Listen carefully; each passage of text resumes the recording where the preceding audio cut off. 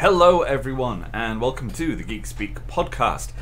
It has been a while since we've done one of these, but I figured it was about time. And you may be wondering as well why this podcast isn't in the podcast section and why it is in specifically the Darwin Project session.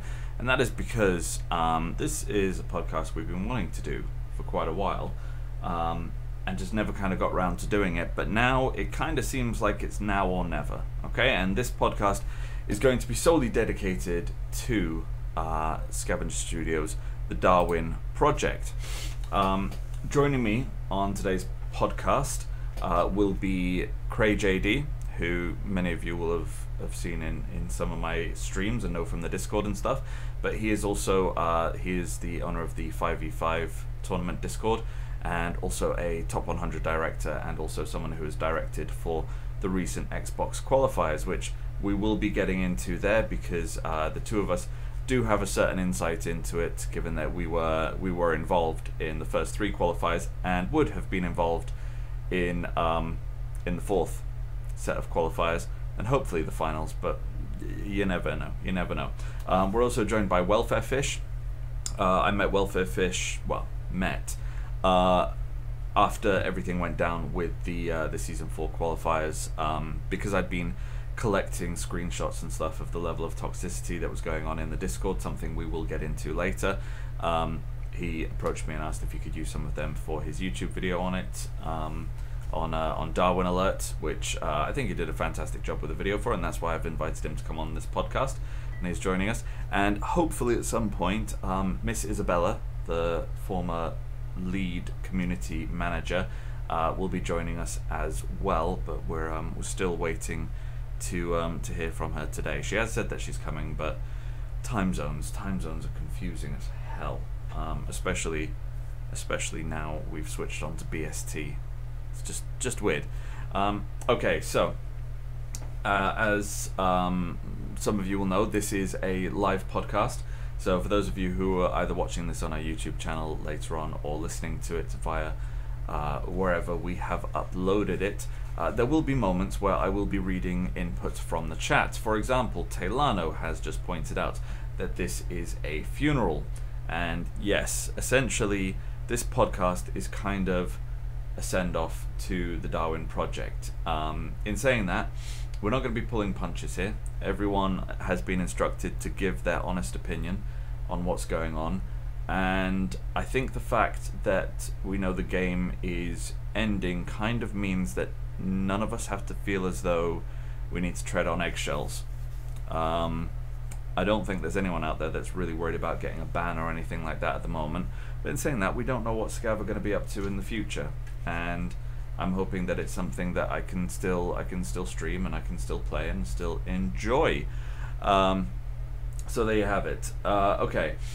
Now, like I said, the important topics we're going to be looking at today are going to be the recently announced closure of the Darwin Project, and of course everything that happened with qualifiers, the bans, that kind of thing. It was all stuff that I wanted to put into YouTube videos, but realized that I just had way too much to say about it.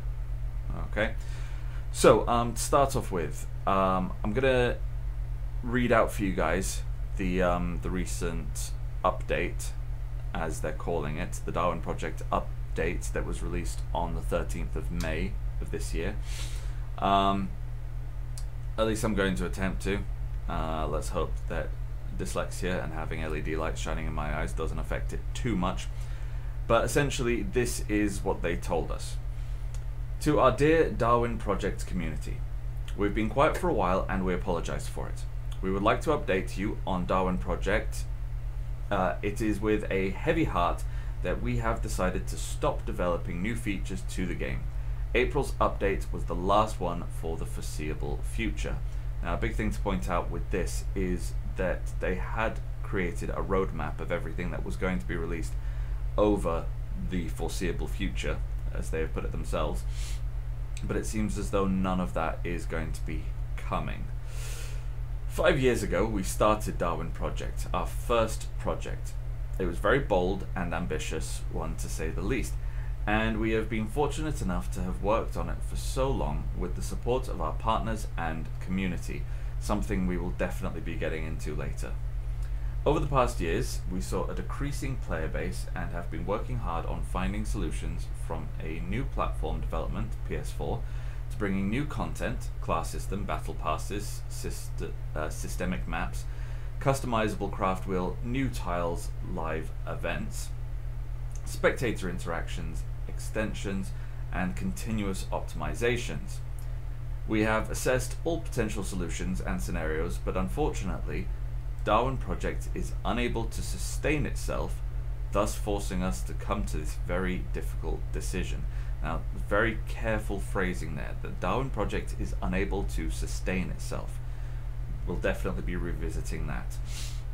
We are still very proud to see what we had started as a scribble on a piece of paper become a fully released game that has reached millions of players. We will keep Darwin Project servers up at least through to the end of the year, and you will still be able to play the game. So, obviously, because it's an online game, that means that at the end of this year, that's it, you're done, unless they release some form of LAN-based version or allow people to host their own servers, possibly some kind of Nitrado deals, similar to what you get with games like Ark, Atlas, Conan. We truly and deeply appreciate everything the community has put into the Darwin Project. We received tons of passionate ideas and suggestions to improve the game. It shows how incredibly supportive you have been throughout this journey. We can't thank you enough for your love and support over the past 4 years. Yes, they have received a fair bit of love and support for this game, but at the same time, I would not blame them at all if that statement was incredibly passive-aggressive, especially given recent events with the community. Last but not least, huge thanks to our amazing and hard-working team, our partners, as well as our family and friends who have also contributed to the Darwin Project. Always there with wise advice and motivational boosts, while keeping us grounded and focused. As for the future, the Darwin Project team will be redeployed to other unannounced scavenger projects.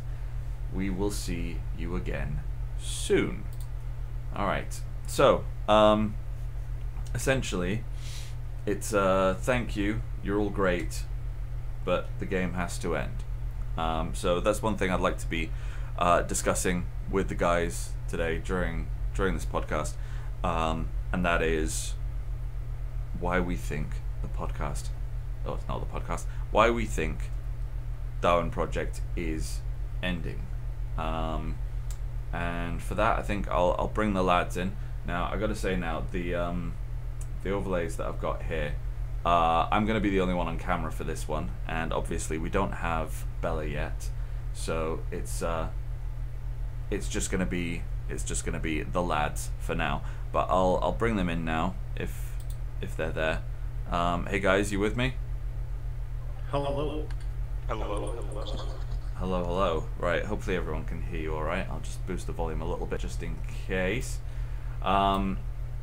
So, if you weren't following, essentially all I've done so far is I've explained what we're going to be talking about today, and I've read out the statement that Scav put out on the 13th. Apparently we're getting an echo from you guys. That's probably... That might be me. It might be me. Who knows? Who knows? How bad is it, El? This is where we find out what the delay's like.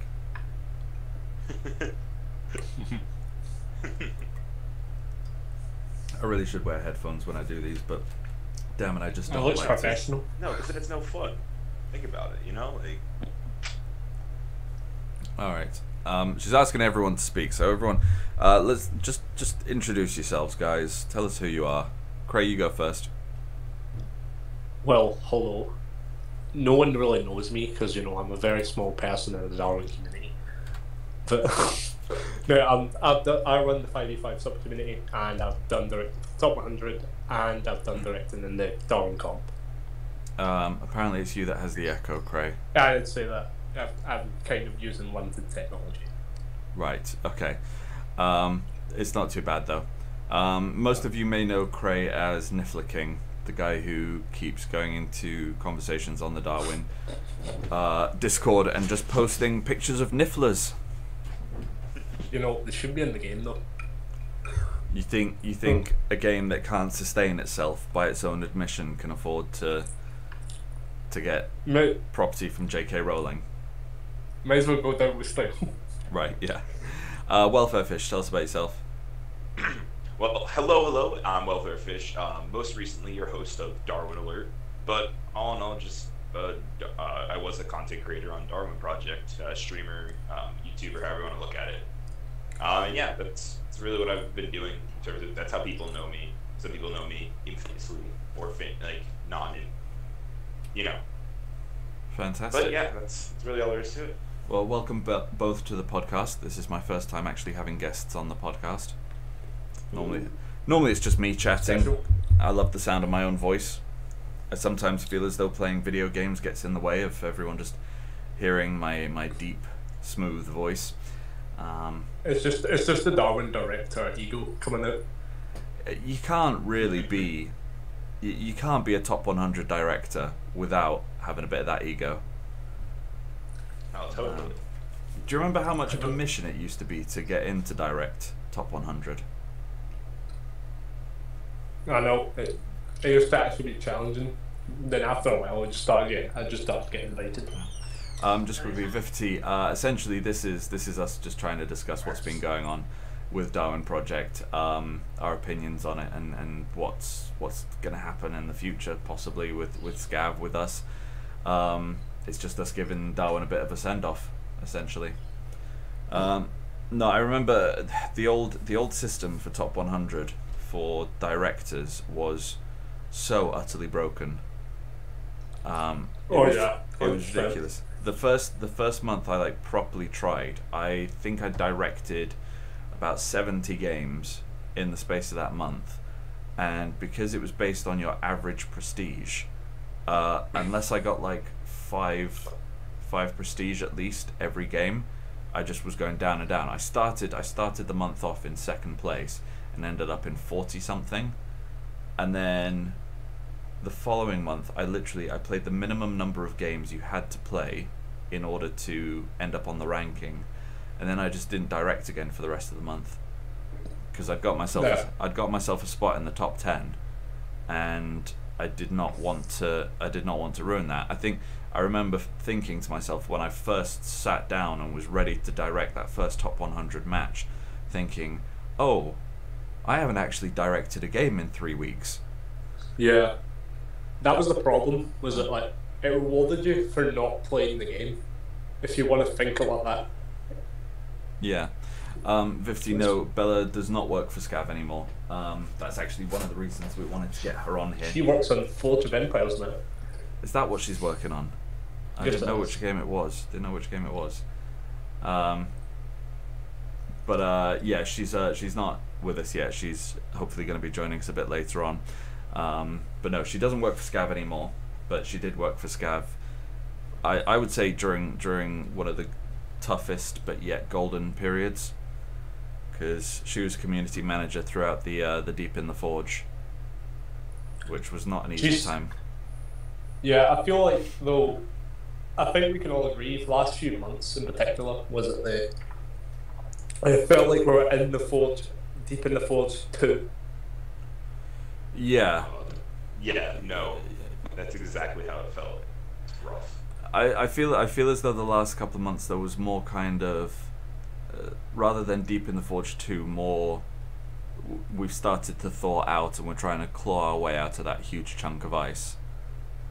But you know, your legs are numb and it's just. And you can't swim. Yeah. I think the thing is, as soon as Deep in the Forge ended, when I guess the game 4 released, their entire style of releasing content changed. In the sense of all of a sudden things were just kind of dropping out of nowhere. There were no longer dev streams, no longer blog posts attached to them. So and things were just kind of popping up, and it was very much oh hey, here's a new tile, here's duos modes again. It just was that, and it wasn't hey there's a new tile here, let's do a 30-minute dev stream and talk about it and answer your guys' questions, or hey, here's a blog post detailing some of the areas in the new tile, or what they used to do before the game went deep in the Forge and before it released. Well, simple stuff how we don't get dev live streams anymore. Like, I used to remember they'd always come on while I was at work, and you know, I'd be able to tune into them and stuff, and they'd have so many viewers and so many people getting hyped up every time they'd announce something there live. You know, it wasn't this, let's just throw something up on the website or on the Discord. Let's actually go there, let's talk to people, let's see what their opinions are there live. And it felt like you were talking about was a opinion. It was like you're hearing from people rather than a company, which it felt like at the end. Which is really something that scavengers should have really played on. You know, the fact that people know that they're a small group, but when you actually see them on those streams, and you know that you're looking about half the company, you know, fitting into this small screen, and you realize this is like a group of friends who've made a video game. This is not a AAA video game. And I think one of the issues that's come about recently is they've gone for that much more professional look. They've wanted to appear as though they are in league with some of those bigger game studios like Epic. And I feel that's what they went into DICE as well. Like, I feel like, right, I know they're working on seasons, right? I feel like that's also kind of when they went onto DICE, so they could focus on that. And I think also with the Darwin project, it's now became not even a priority for them. It's now seasons. Yeah. As well. So yeah. I'm sure all of you, like both of you, have really seen screenshots or pictures or even heard of it. It's the next game they're working on. Yeah. Yeah. Yeah. What do we think about that? I have some thoughts, but it sucks. I'm glad is this the cycling simulator? Yeah, Something like don't get it wrong. Like, I love the fact that they're working on another project. It stings a little bit to be like, oh hey, we're stopping development on Darwin project, and we all know this other project exists. And so to kind of know that like that's where it's going, like I don't know, it sucks a little bit. But what I hate the most is the fact that like the Darwin loves to meme on it and like just like drive it into the ground, like, oh, you're cool, like you're stopping development on Darwin project to make a bike game, and like they just this whole thing over and over again, like trash something they have no idea what it is, and it's aggravating me. I mean, that gives me a whole other topic about my issues with Darwin's community at points, but exactly. Sorry, I just want to quickly say thanks to Vivity, who's just gifted a tier 1 sub to you, Cray. I've seen that. She's on the screen. Very nice, thank you, Vivity. Sorry, continue. So yeah, it's just that whole idea of like the Darwin likes to ruin a good thing, but if it doesn't relate to Darwin, like I feel like that's what that really boils down to. It's like, oh hey, seasons exist, and we have no idea what it is, but because it's not Darwin, because it's not what we want, let's just trash it into the ground. Like, I don't know. I mean, the thing is this game does seem very, very different to Darwin, and it's likely with anything like that they're probably only going to pull in a fraction of the Darwin player base. I think if it's like Darwin and they start off with a free early access, then a lot of people from the Darwin community are at least going to try it out just to see what it's about. But I don't think they're counting too much on Darwin players really coming over to this new game. And I mean, you get that with bigger studios all the time. Yeah, and I don't think it's an issue of Darwin people coming over. Like, yeah, because they're not going to. I just think it's one of those things where even when the game was like before we got the announcement of Darwin project, like stopping development, it was like we knew about seasons. Everybody was just like, oh wow, Scav's going silent, so they can like keep working on the bike game, like keep doing this. Like, I know Scav probably doesn't expect like the Darwin project player base to be like, yo, let's go check out seasons, but it's still an issue of like, hey, like there's no reason to trash on the other project that like your dev is working on. I don't know. Yeah, I mean, the thing with a small studio working on 2 separate games is they had this roadmap planned out. You know, we had a lot more stuff that we were expecting for the rest of the year, and And really what the case should have been is all of that should have already been done and just left so that 1 or 2 people just needed to do a little bit of polishing on it. You know, it should have been ready so that, you know, literally you just click a button. Like, I mean, you know, from making YouTube videos, I bet, whenever I'm releasing stuff where I want to release daily content over the course of a week, I'll record and edit all that stuff on a single day. I'll upload all of it, and then I'll have it automatically scheduled to release on its own. So it seems as though I'm making 1 video a day, but actually it's all been made, and then the promise is made. Then I say to my viewers, I'm going to be releasing a video every day for the next week. You know, because I've already got them made, and literally all I need to do is press 1 button. And that's what they should have done with this, and it's clearly not, because they've said that the April update is the last one. That clearly means that they haven't finished the other updates they promised, and I think that's that's part of what they meant with it not sustaining itself. With, you know, the reason why they're not releasing any more updates, because if they're going to shut the game down, they might as well just release everything they've got now.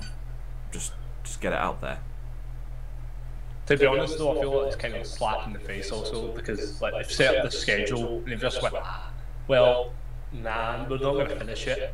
I'd rather they finished it, just everything, and then went, hey, we're now shutting down the game, but you can at least still have all these things. Yeah. They released the roadmap and didn't even stick to it. If you That look was at the the way same we got our last time. updates, like, yeah, no, it completely was. I was like, we're doing this again, because if you look at it, whenever we got New Life City as the new tile, that wasn't supposed to come until the summer. We were supposed to get more spectator interaction, like updates to the extension, back in the winter, like right after duos, and we never got. Now that It is, said they gave us the tile and then went silent. that is one thing that I think has really been detrimental in terms of the Darwin project, and that's the way in which Darwin has always favoured the PC community over the console community. And those extensions that you mentioned, that's a key thing with it. Like, I for ages had the Darwin extension on my Twitch streams and could not for the life of me figure out why it wouldn't work, until eventually someone pointed out to me that it's not available for Xbox, it's only available for PC. And things like this new axe that came out a while ago, the fact that Streamer. sorry, I just got a donation there. Thank you very much, Sister T. That's going to be going towards the Reggie Fund. I heard the music and I was like, what's going on? I was so confused. Yeah, It's a special segment. it's amazing. It's an ad. I'm hoping the fact that I've edited the music somewhat means that this podcast isn't going to get claimed. But no, thank you very much for the donation there, Vivity. This is sponsored by Seasons. Seasons. It's a bike game. I don't know. Yeah, the axe that came out recently as well. The fact that they didn't implement a way for Xbox or PS4 players to get that axe, I think left quite a few people quite salty. Also, I'd like to add on that was with Matterall not being able to when he was supposedly a partner. Yeah. I mean, you talked about this on one of your videos, didn't you, Welfare? Yeah, I have some thoughts, and it's aggravating. Actually, it's more like I talked about it in 2 videos. Matterall not being on there was the biggest mistake they could have made. Now, mind you, let me put a disclaimer out here. I am friends with Matterall, like, we're good friends, so take my opinion for a grain of salt. But Okay. if you look at it, before he left the partner program, he was the fastest growing and the most viewed partner in the stream. Like 35 viewers every stream, like growing YouTube channel, like rapidly growing as well. And then they just didn't put him on the front page list. And now, mind you, look at that. Who did they put? Like, and we can get into that because who did they compared to who they put on there and how that all panned out and ended up? It just doesn't make. no, I get what you mean. I agree with you there. I am going to be coming on to the partners at the moment because actually after watching your videos on the partners and my own experience with some of them, because there's a couple of partners I get on really well with, and I'll also agree with that. I'm friendly with mostly all of them. Yeah, and there's one partner that I definitely don't get on with. We don't speak about that. No, we don't. I'd like to also say I do get on with them, but I see why. But there's obviously I'm not going to speak for Geeks or. No, we have a long history that goes back about 2 decades, so yeah, it's not just Darwin related stuff there, but we don't need to get into that. Everyone knows that. But no, I did do some research into the Darwin partners after seeing your videos, and I did find out something that to be honest, I find quite appalling, especially seeing as though, as many of my viewers know, I've been wanting to work my way up to partner with Darwin since basically I started playing it. But we'll get into that in a bit, because we're on a good track at the moment, talking about like the new game and why we're doing closing. Let's just jump there. You know, that's what the audience wants to hear. Let's just jump onto it. Like, we're here to talk about the good and the bad. Let's just. All right, should we talk about the partners then? I have a lot of opinions about the partner Yes. stuff, so I feel like we should. All right, so I've got the partner list for anyone who's watching the stream up on screen at the moment. And just quickly, we've got Rezine, Mr. Spacco, Ben Iswell, Ori, Matterall, who we've already mentioned, Barely Crafty, Potter Sauce, Seanzom Gaming, Spider Bandit, Primal Cinder, Rabid Mongoose, Celtic Surfer, and Jack's Dagger. He may pronounce it Celtic Surfer. I don't know. It's Celtic in America, isn't it? I think so, yeah. I go Celtic. Cray, you're a Celt as well. What do you say, Celtic or No, Celtic? no. There's a reason I can't say that, because there's 2 clubs in this country that I'm currently in, and one of them is not the one, and one of them is spelt the same way as that, and I don't like them, so I am not. So you're not willing to tell us which pronunciation you think is correct? I'm going to say SHIT is the perfect way.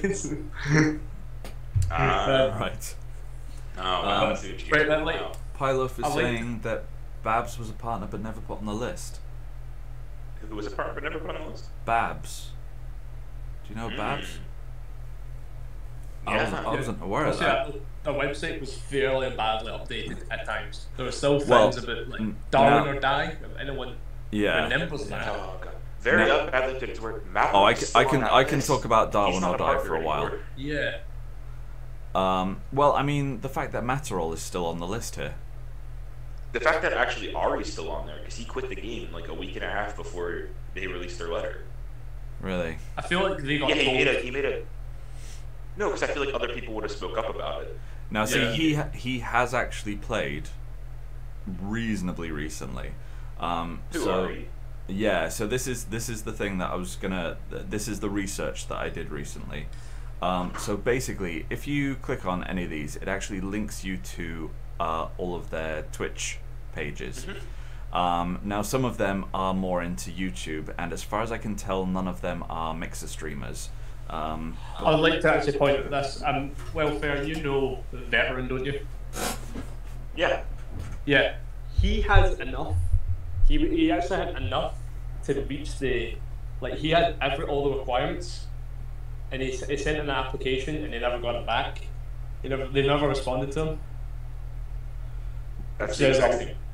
Well, see, this is one thing I discovered while doing the research is they, over the last while, actually upped one of the requirements. It used to be that you had to have 500 followers, and they upped it to 1,000. Yes. So at one point I felt like I could have got a partner, but then that's like slowed down a little bit in growth, and then out of nowhere they just doubled it, which basically killed anybody that was at least aspiring to be a Darwin. Well, like, and this gets into a couple of things. So when partners were open last time, like the very first time they were open, we got like our first wave, and they're like, oh, partner applications, cool. They got their first little batch of partner, and then that application stayed open, and they never sent out like rejection emails to anybody who applied. Yeah, I know. Like, so like nobody ever knew, and then they shut down the partner page, and like, oh, it'll open back up again soon. Fast forward, it opens back up. New people apply, and no one hears back. No one. No emails, Exactly. no, hey, we're not doing this. And they said, hey, we're going to start getting new partners in February. Right. And it's like in February, like so that, and then here, oh, the rest of February, silence. The rest of March, silence. April, silence. We get to May. Oh, hey, we're shutting down the game. Fantastic. Yeah, Like, exactly. And also, right, I'll say this: Darwin was very generous towards some of them because, like, literal was it? I'm pretty sure one of the requirements is you only need 15% Darwin content. I know they're a small game, but if you're being a partner, right? I'm not I'm not dissing the partners. It's more Darwin's scavenger side. It's the fact of, well, only 15% of the content.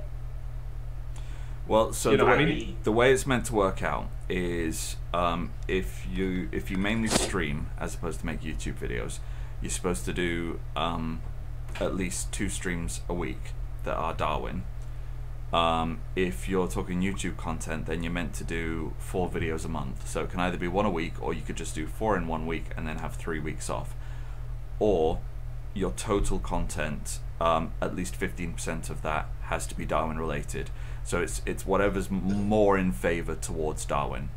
Because otherwise you could, for example, do like a quick 10-minute stream of Darwin twice a week and say, well, it's fine, I've done that, and then spend, 3 hours a day playing Apex. That then wouldn't work because it wouldn't be 15%. Now, the research that I did was actually, I went to each of their Twitch pages and checked their VODs when available. I think some of them don't automatically save VODs, which did make it a little bit difficult. And then I went and checked to see if, with any of them that have YouTube channels, how many of them were keeping up with the YouTube content on it. So on the website, which, by the way, this page is insanely difficult to find, and considering the fact that Darwin and Scav are meant to be promoting the streamers, finding the list of streamers, of partners, should not be that difficult. So of the 13 on the website, how many do you think are currently keeping up to date with the 1. with that? 1. It is actually more I than will 1. say 2. It is 2. It is 2. Okay. I know who I'm forgetting. Yes. I'm Some are- guessing it's Matterall, and who's the other one? Jax, possibly. No, it's Jax and it's someone else, because Jax literally streams that game every day. Jax Like, at least for half the is stream. Jax is one of them. And I did. I'll be reading it off later. I did actually get a statement from Jax about what's been going on and his opinions on it. So I will be reading that out later. Obviously, these guys, they can't say too much because they do have non-disclosure agreements with Of Scavenger. course. So it was basically just his opinion on what's been said publicly. Any guesses on who the other one is? The Crafty. It's got to be Crafty. It is Crafty. Not through his Twitch channel anymore, but he is he is putting stuff on YouTube quite regularly. And I did speak to Crafty as well, and mention the fact that he was one of the only ones doing it. He wasn't actually aware of the fact. He hasn't checked the partner terms in quite a while. He has just been doing it because he's got so much passion for the game. That says a lot. That speaks volumes. And the thing is, I know Crafty. I've played with Crafty, and I completely believe him when he says that, because he does love this game. He does play it he with a just passion. generally enjoys playing. Yeah. Like, Yeah. I feel like that's the people who should be on the partner program. People who just genuinely enjoy the game, Now, want to help it grow. there were a few streamers who I couldn't get information about because they literally had no Darwin content in any of their past VODs. Who talk? Because I might know. So ones that I found nothing on were Spider Bandit and Rezine, who, like, I follow Reez, and I haven't seen him stream it in quite a while. He does, I know he can has. explain this. but he I can hasn't explain this. streamed. He hasn't streamed in He's quite a seriously while. into Apex now. He's very much into Apex. Oh yeah, But- yeah. Like, I'm pretty sure he's covered one of the the best fact. cryptos now. I'm pretty sure as Yeah. well. He's really like high. I'm pretty sure on the list. And as great as that is, it doesn't cover the fact that he's a Darwin. Yes. And he still is. But Spider Bandit, I know, is like hasn't just streamed in a while. And, like, yeah. She has been rough because she's been dealing with some stuff. She was Yeah. one where I couldn't find any VODs at all, so Yeah. I didn't own that one. What I can say is, with other than the two that we've already talked about, with one sort of exception, none of the other partners have streamed Darwin within the last 2 weeks. Oh, can someone look in chat, by the way, to see what Sona just put up? Saying, I Sona was was promised promised partner partner. after running qualifiers, but now I hear it. I hear no mention of it after it was over. I am not surprised. What platform did you host it on, Sona? It was on Twitch, because he switched to Twitch after doing this event. Oh, I meant like Xbox, PC. It was doing he's PS4. because PS4, the right. Xbox stuff was the Coliseum before it crashed, and the PC stuff was a good fraction. I would have bloody version hosted. of it. I would have hosted Very, very Xbox well if I'd done. known there was a chance of making partner out of it. Matterall did a stream recently, which was a kind of rest in peace Darwin type one. So I wasn't sure whether to include that or not, but he'd already quit as partner at that point. He's not a partner. But the fact that again he came back and still like held the viewership he did, and people like literally flocked back to watch him play Darwin says something. Yeah. Like it's so aggravating. And then you get into it, and like I don't know how we're doing this. Like, do you want me to say name? Oh, you say what you want, mate. Okay, cool. I just wasn't sure. I mean, you get into it, and you look at these other partners, and you go back to talking about the axe that wasn't on consoles, which is stupid. But the people they gave front page, half of them only stream that so they can get views and get a little bit. Yeah. And it's so aggravating. And I'm like, it's so aggravating. Ari and Cinder are the two big examples of that. Yeah. Because that when Ari did his front page for Darwin, that was the first time he streamed the game in. He went there, got his front page, and then like at the end of it, as I pointed out in my video, he goes and he like hosts somebody playing Valor, which the game he's been streaming all the time. Instead of like I don't know, hosting someone in the Darwin Project directory, continue like the amount of viewership in that directory. Now, one thing I did find quite funny is some of the streamers that I checked out, their videos while tagged as Darwin, actually had about 30 minutes to an hour of them playing Darwin, and then they switched to games like Valorant and Apex. Yep. Yeah, that was just to fill the quota at the point. See, at that point was I feel like, well, who's one of them in particular, right? I'm not naming names in this situation. They haven't streamed Darwin in like 4 months. Like one person. You still streaming? Oh, I'll tell you what, mate. I found some where they had like all of their VOD saved and stuff, but there are partners here who have no Darwin content on their Twitch channel any less than 2 years old. That's what I mean. Like, see, that's like it's probably because they realize, right, the limits of Darwin Project growth. Well, to be honest, But I feel like some people in particular were growing like crazy.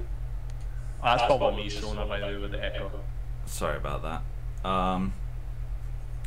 Yeah, I think a big issue has been that that Scav themselves haven't kept up their end of the bargain, because like with what you were saying, Welfare, about this front page thing about Matterall not being put on there in spite of the fact that he's one of their big streamers, that's clearly one of those things where they've done that. They've chosen those particular streamers because they wanted to try and pull them back in.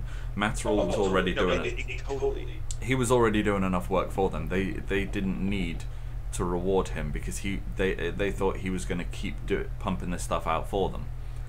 And it backfired. Oh yeah, big time. But the fact that things like how the website isn't kept up to date, like you take Crafty, one of the only partners who is still keeping up with the agreement. When you click on his link, it goes to his Twitch page, which he hasn't streamed on in months, and I know why. It's because his equipment, he needs new equipment for it, basically. So he's been focusing on his YouTube channel. So why don't they link to his YouTube channel? Because whoever's doing this is either too lazy or not paying enough attention to realize. These guys, all they get out of being partner is they get promotion from Scav. They get to do these special events. But again, to go back to Crafty's an Xbox player. Xbox players weren't involved with the release, with that big event that they did where they got in big streamers, because all of those big streamers were PC players. They're not able to use extensions. They're not able to use drops. All right, and because of that, they don't get that extra promotion. They don't get treated the same as the other partners. No, is it Pilot? I've seen him on. He is on console. He definitely plays console. I've played with Crafty. I killed him once. It was one of the greatest moments of my life. I've killed him. I have killed certain player. That makes me theoretically better than them, even though it's killed me 10 times. Thank you, Ben, for the donation. Thank you very much. The interesting thing about it is, like, they favor the PC community so heavily, but they even admitted this, that the console player bases are larger and bigger. It's which is far so bigger. Like, I think that was it treble the numbers, or is it double? Yeah. Downloads. Like someone asked me last night, or like 2 nights ago at this point, and they're like, so like, do you plan on doing like one goodbye stream for Darwin and like leaving it? I'm like, no, because I play on Xbox, and there's gonna continue to be like just new random people fighting that game until it just goes offline at the end of this year. Like, so there's no point for me to like fully say goodbye to it and quit playing when I can still have the opportunity to play the game. Like, I have more of an issue because there's like 10 players, but I remember when they took the Halo 3 servers down. 3 or 2? Either way. Oh, I can hear the echo now. Either way, there was this big thing about how these players got into the last match and they just played until the servers went down, and that's kind of what I want to do. If they announce when the servers are going down, I want to host the tournament where we're just going to keep playing until we can't play anymore. yeah. Oh, I said this earlier to other people I was talking to, going, if I win the lottery, I will save Darwin. Well, I said at the beginning of the stream, what would be good is if they could release either a LAN-based version or sold server rights to somewhere like Nitrado, who run things like Ark, Conan, Atlas, those kind of servers. So, you know, we could literally buy a server to play it on for however many players. Yeah. But I don't know, just when you really look at it, it just, everything I around would like to. Okay. I was going to say something about it. Pilot just said you could open source it. Well, I don't know if any of you know, right? Club Penguin has had a little bit of a fiasco. Right, this is just me linked to someone said in chat. Club Penguin was obviously had hundreds of private servers. They're now being forced to shut because one in particular had serious allegations against it. And that's what I mean, though. Some people say you should just open source it and like give people custom servers. That's the problem. It makes your company liable. yeah. Or it brings bad name to your company. Well, you have to be very, very careful with custom servers or whatever. So you were going to say something, Welfare? So like, all of Darwin, like I'm gonna rewind it like a little bit, like for like we'll say from February or maybe March at this point, like March to now, it's just been so rough. Like watching partners not care about the game and obviously not care about the game, and know there are people that would love to be partner if they don't get it. Watching the toxicity of the community just skyrocket and continue to decline. Like it's just watching it all go down just sucked. It still sucks because there was no the multi game wasn't was so fun to play. Like, and so watching everything else around the game collapse and just not exist the way it was meant to exist, like, sucked. and to watch things like nothing be said about it also suck. Very much so. So, I mean, with oh, thank you very much for joining the Geek League there, Pile Off. One big thing that has held a lot of responsibility over these issues, these problems over the last few months, has been the relationship between Scav and the community, which I don't think we can heavily weigh on this as well. As a like, I've obviously run this like sub-community. I'm sure Sonar can relate to this. And was it the point of you felt like you were getting no support whatsoever? I'm sure, like you felt like you were just doing it yourself, rather than you were just basically free advertisement rather than anything else. Yeah. I mean, I can see why Coliseum exploded. Well, yeah, there's no overview. Because see, when Bella left, I still have no scavenger staff member in the Discord. When there should always be one, at least. When Bella left, it was just me. Like, one thing that hugely shocked me, because obviously you guys know that I took issue with the fact that Coliseum was representing the Xbox Darwin community because represented it, but it's worst side. Oh yeah. Well, no, it wasn't just its worst side. It was the side that Scav allowed to be representative of it. Exactly. You know,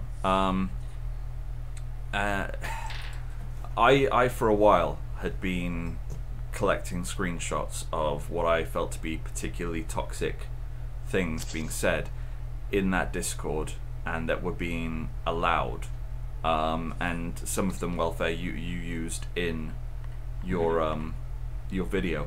The only ones I didn't release to you were ones that were targeted at specific people, and I knew that if they ended up in a video, that person would end up suffering for it. Yeah. Especially the age of some of them. Yeah, I mean, this was multiple cases. I'm not referring to one. There's certain people who were getting specific abuse, which was not appropriate. Some of it is technically illegal. Yes. I will say, like, it's funny, after you mentioned the video, after I released that, the amount of like attacks I was getting in DMs and on Twitter was pretty great. You know you're doing well. Like Discord, like it got pretty wild, and it's still kind of wild. You know you're doing well if you're getting that kind of hate. Yeah. I mean, just yesterday someone called me the biggest clown in the Darwin community, so that was fun. Nice. I've been aiming for that for years. Right. But one thing I'd been doing for a while was I kind of went on a sort of vigilante-esque thing against anyone being overly toxic in the community. I think in the course of about 2 weeks, as an enforcer as well, I reported more people for toxicity in those 2 weeks than I had in the year and a half that I'd been an enforcer. Just because it was really starting to tick me off. When I made it clear that this is what I was doing, I had so many people come to me and message me saying, hey, look, I've been a victim of some of this bullying, some of this toxicity, and sending me screenshots of just the kind of behavior that no self-respecting person should be conducting. And in many cases, I tried my best to help them out. In a lot of cases, we were talking about OG players who I didn't realize I actually knew because they'd had to change their names in game and in Discord just so they'd stop getting hate messages. You know, players who I had one gold skin from the old top 100 who was getting DMs calling him a bot and calling him terrible and stuff like that because he'd beaten players. I was like, well, yeah, he's gonna beat people because he's a gold skin. I think I know what you're talking about, but because also one player in particular, but I believe he's still around, but his abuse that he gets, like related to his dad being dead, is absolutely shocking. I mean, if you want to get into it, you really want to boil it down. The Darwin community, this is multiple things. Give me a second. But the Darwin community is so unwelcome. And so whenever people join, like people like as well, like the old Darwin playing them, you have that issue of like toxicity, where it's like you people don't want to play because your OG is so toxic. And then you get into it as well. The only people that play Darwin, you really want to look at it, are like white male. And the reason I say this, if you're a female, you go ahead and play the Darwin project. If you're doing that voice chat, you get catcalled. You get called over and over. Footage of it on Twitter, people of it happening. If you're a person of color, you get called slurs over and over again. You can just hear the generally voice chat going on, which is so offensive. If you're gay or you're bisexual, just get like shit on even more. Like I don't know, it's so aggravating. Still people that are safe playing your game, which it shouldn't be. That shouldn't be. It never be. Are people that are like straight males that are fine, that are okay. And if you want to throw it in that are white as well, like everything else is just, it targets every other single person. Scav sat there, had known about it and did nothing. Now, Satisfy in the chat actually raises a good point. I'll just read it verbatim here. I don't know if there's more toxicity in this game than the other one, or you just feel it more because the community is more small and close to each other. Which it is a fair point. I wanted to debate that claim. Go for it. The amount of toxicity I've got from this game is far worse than I've seen from any other game I've ever played in my life, which says a lot. I've been playing games for a long time. Like the amount of abuse that I see, was it like at one point it was, let's say, 1 in every 3 game I'd hear at least some sort of racial slur, spam with chat, or something on all those lines. I mean, you really want to get into it? No, because look at a game like Overwatch, and Overwatch for the longest time, and it still is like one of like the most toxic games, and it was like for years. And then they finally took a stance on it, them being Blizzard, and they're like, hey, this toxicity needs to stop. Like, you will get banned, you will get reported, will like, and then after that, things got better.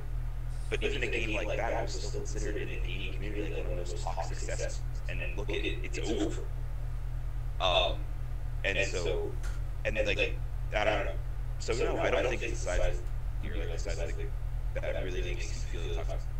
I mean, it could be, but I don't see it that way. Because the way I see it is Scav the same way as like Blizzard's doing Overwatch. They're just taking a stance. But when it comes to stuff like that, Scav had such a laissez-faire approach to like dealing with that. That it never got dealt with. The issue with that is the big ban hammer that came down after Colosseum went down. That was dealt with appallingly on Scav's behalf. Essentially, based on Martine's claim, 20 players were banned from the Discord. Not from the game, but from the Discord. Now, this doesn't sound too bad when you think about it. Big whoop, you can't talk in the Discord. However, all official Darwin tournaments, you cannot enter if you are banned from the Discord. And a large number of these players were ones that were meant to be in that qualifier that had been cancelled. And so we had a lot of people, we even had some people who were already woodskins who were now banned and wouldn't receive their woodskins, or if they already had, would have them taken away. Now, I understand Scavs need to do this. They needed to stop that spam as quickly as possible, but there were other ways they could have gone about doing it. They could have shut down the Discord temporarily, as in not close it down completely, but stop people from being able to post, which they actually did as well. What they really should have done is they should have done a review of the people that they banned, because I know people who are not toxic players who got banned, and I know they're not toxic players because they're actually people who are members of my Discord community, and I am so strict on toxicity in that Discord. I have banned several players and several dozen people who were being toxic towards people in my community, and these players who got banned on that day have not even come close in my Discord to even a warning or anything like that. Whereas a few days later, I got into a conversation with a few people, including Pimped, who was one of the guys who was running Coliseum, who was trying. He was trying his Hi, best to put Darwin. out fires. Hello, Philippe. Oh, Philippines. Hey, how you guys doing? And there was one player in particular. I can't remember who it was now. I'd have to go and get my laptop because I did get screenshots. Oh yes, who was not banned for posting revert or code or whatever it was that was going on. And this was someone who was literally on my. It's someone who appeared in your video, Welfare, in one of those screenshots that I gave you for using the N-word just randomly, and his claim was that he used it that one time. And I just did a search and found in the official Discord community he'd used the word several times and not received a warning. Yep. And this is one of those words where, unless you are part of a very particular community, there is no context in which you should be using that word. Yep. And yet he didn't get a ban or anything. At the end of the day, I'm not saying it was perfect, because it wasn't. But I mean, I will point out the fact that in the rules and stuff, and on that fateful day, please don't spam any of the channels. Spam will likely result in an instant ban. Yeah, but I think a lot of what went on there was it was a mob mentality, and I've seen it. I've done studies on that idea of mob mentality, and people do get swept up in it. Something that starts off just irking you ever so slightly, when you see other people getting annoyed with it, it gives you a sense of justification for feeling angry, and that anger gets more and more the more and more other people get in, and it's like it's a snowball turning into a landslide kind of thing, into an avalanche. Right, but that doesn't therefore make it okay. No. My mentality gives that reasoning, but it still is a mess. I don't know, and I don't know. It's just But as Lewis has just pointed out in the chat, people wanted Scav to listen and to see if they would, because they felt like Scav weren't listening, and in all honesty, they weren't. They really, really weren't.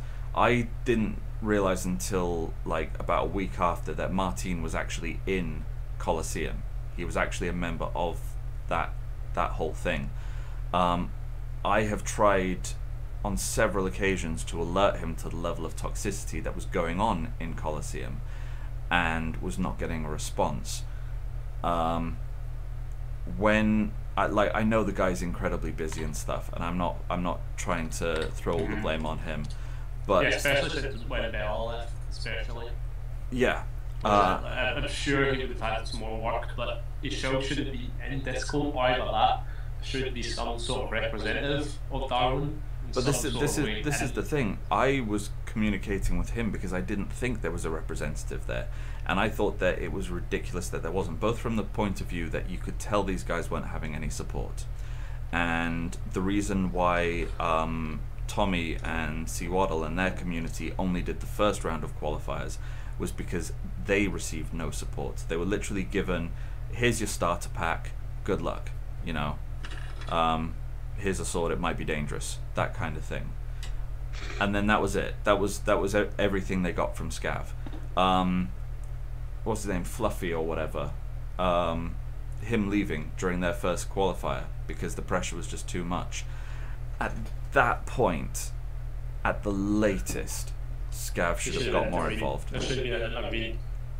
Now, they could have easily, I know they wanted to make this whole thing of it being a community run event, but it was the face of Darwin at the time. It was the Darwin Pro League. That's how it was advertised.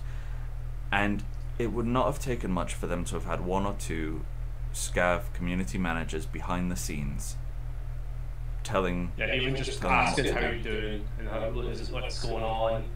Or if there's a serious issue, you can at least bring it up to them. I'd like to say though, right, this isn't for all. I know some of the events are run poorly, but I know in particular some of them, one of them is running really well. But that's just not the point. No, even though if it's a one-man machine, there should be always somebody at least behind you. In some sort of fashion. I also know as well that during some of the qualifiers when things were going wrong, they couldn't actually reach anyone at Scav Yep. The forms that they were given were constantly crashing and not working properly, and that was holding up tournaments. Like, I know, Kray, I'm sure you were in a similar situation, just trying to keep the streams going for like 10 or 15 minutes between rounds. Yeah, you're just standing there like, because you're like, waiting for next things to happen. as well. Like, you're sitting there for ages sometimes. You're just waiting for information, and like when you can start, or if there's what you do if someone's not there, or if there's someone accused of cheating in your game. Yeah. I mean, so like on the note of the sheet and also Scout not being around, I actually, I feel like it's a good idea. I have something from our team from when it all went down, like of saying the reasoning why they didn't, like why the sheet didn't work or why they weren't there. So what I'm about to read, I'm just going to read off real quick. It is Martine's words, not mine. But indeed, it was mentioned when I reached out to each organizer that the qualifiers are running during the weekend when I'm not working due to make sure more players can participate. I won't be available to assist. I try to be around anyway when I can, but I also have a few personal to do, so sometimes I can't answer to DM. And indeed, we had some issues with the spreadsheet. We tried several things to fix them, but at some point, all the organizers knew how to fix them thanks to the awesome help of the people. Dark Pro League, and it seems to work smoothly anyway.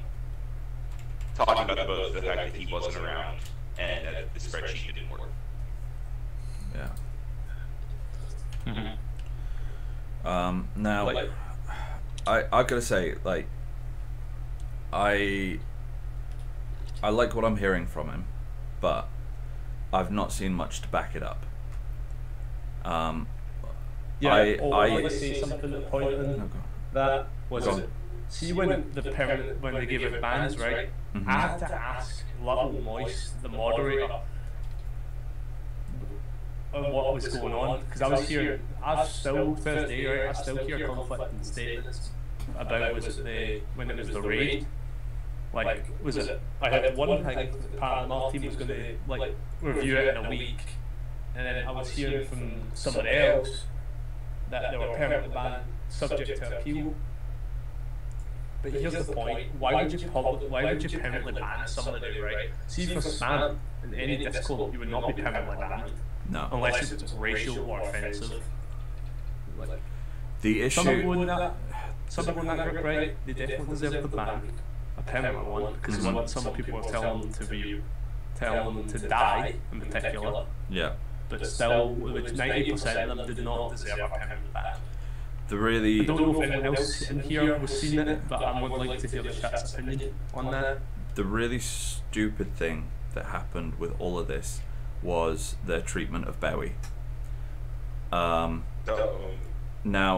I'm gonna say right now, I am not a supporter of Bowie.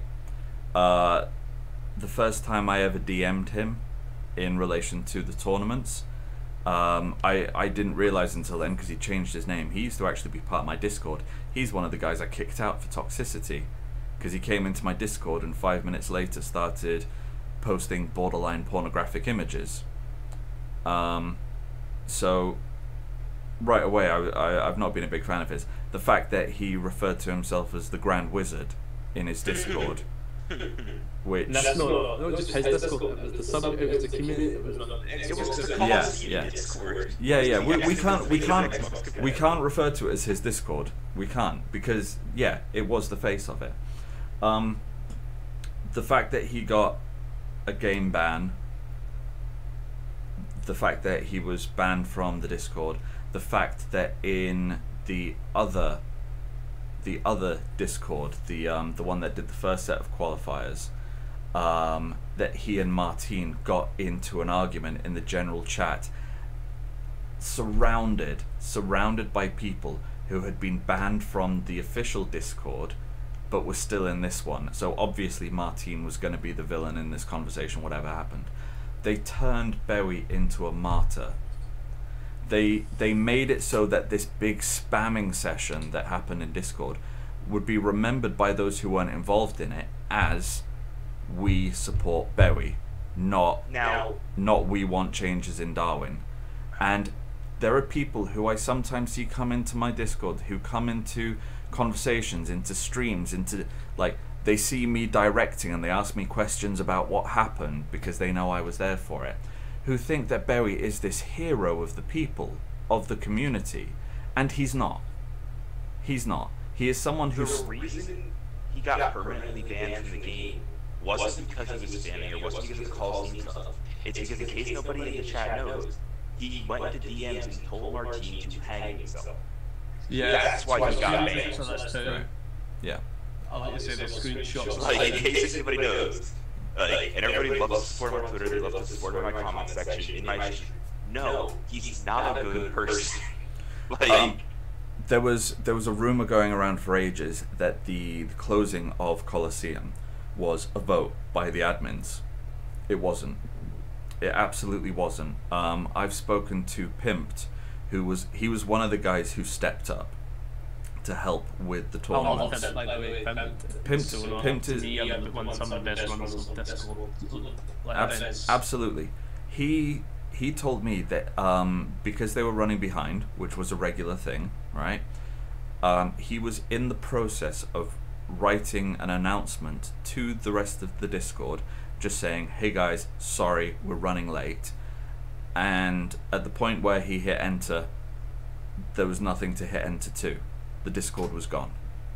All right. So I don't know why you would write an announcement when you know that the Discord was going to get shut down or whatever. But no, I respect Barry for the fact that he stepped up when Fluffers left. I can't remember his name. I've got it written here somewhere. But from that point on, it was an absolute mess, and he should not have been. He shouldn't have been in that position in the first place. He shouldn't have been given that responsibility, and someone from Scab should have stepped in and seen what was going on in that Discord. I was in there once when, like, literally a kid was being picked on. An actual kid was being told to basically kill themselves, and the admin weren't doing anything. You know, that shouldn't be the face. Lewis has brought up his 8-second goodbye video where he threw up a quick picture of you there, Welfare, as well. That's just not what which was it. But Which then I'd say that sums up pretty much. That would sum him up very well. Look at the comments. Like that. Look at the comments for that video, and you would think that he was the second coming of the. Right stuff like was it Grandmaster on the top and all that. Like it's ridiculous. No, I mean if there's one thing people watching this take away from this, it is Barry is not a martyr. He is not a hero. He is a stupid kid. I hope he's a kid. I hope he's not a grown man. I really hope not. I don't know to be certain. I don't believe he is. I've had conversations with him before. I don't believe he is. He is a racist. I think he is a bigot. He is a bully. All right. And if he created any kind of following, then all I can say is don't drink the punch, because that's the kind of following we're talking about. If you want more evidence, like more things, just a reason why he, he literally called me out on Twitter, and then we got into a big back and forth. And you can still go and read. It got to the point where he started to just insult me and like me personally. Like, cause I have photos on my Twitter of just like myself when I'm out, like when I was in New York and stuff like that. It's like he started to like insult Mike in the way I look, like my hairline, and just other things like.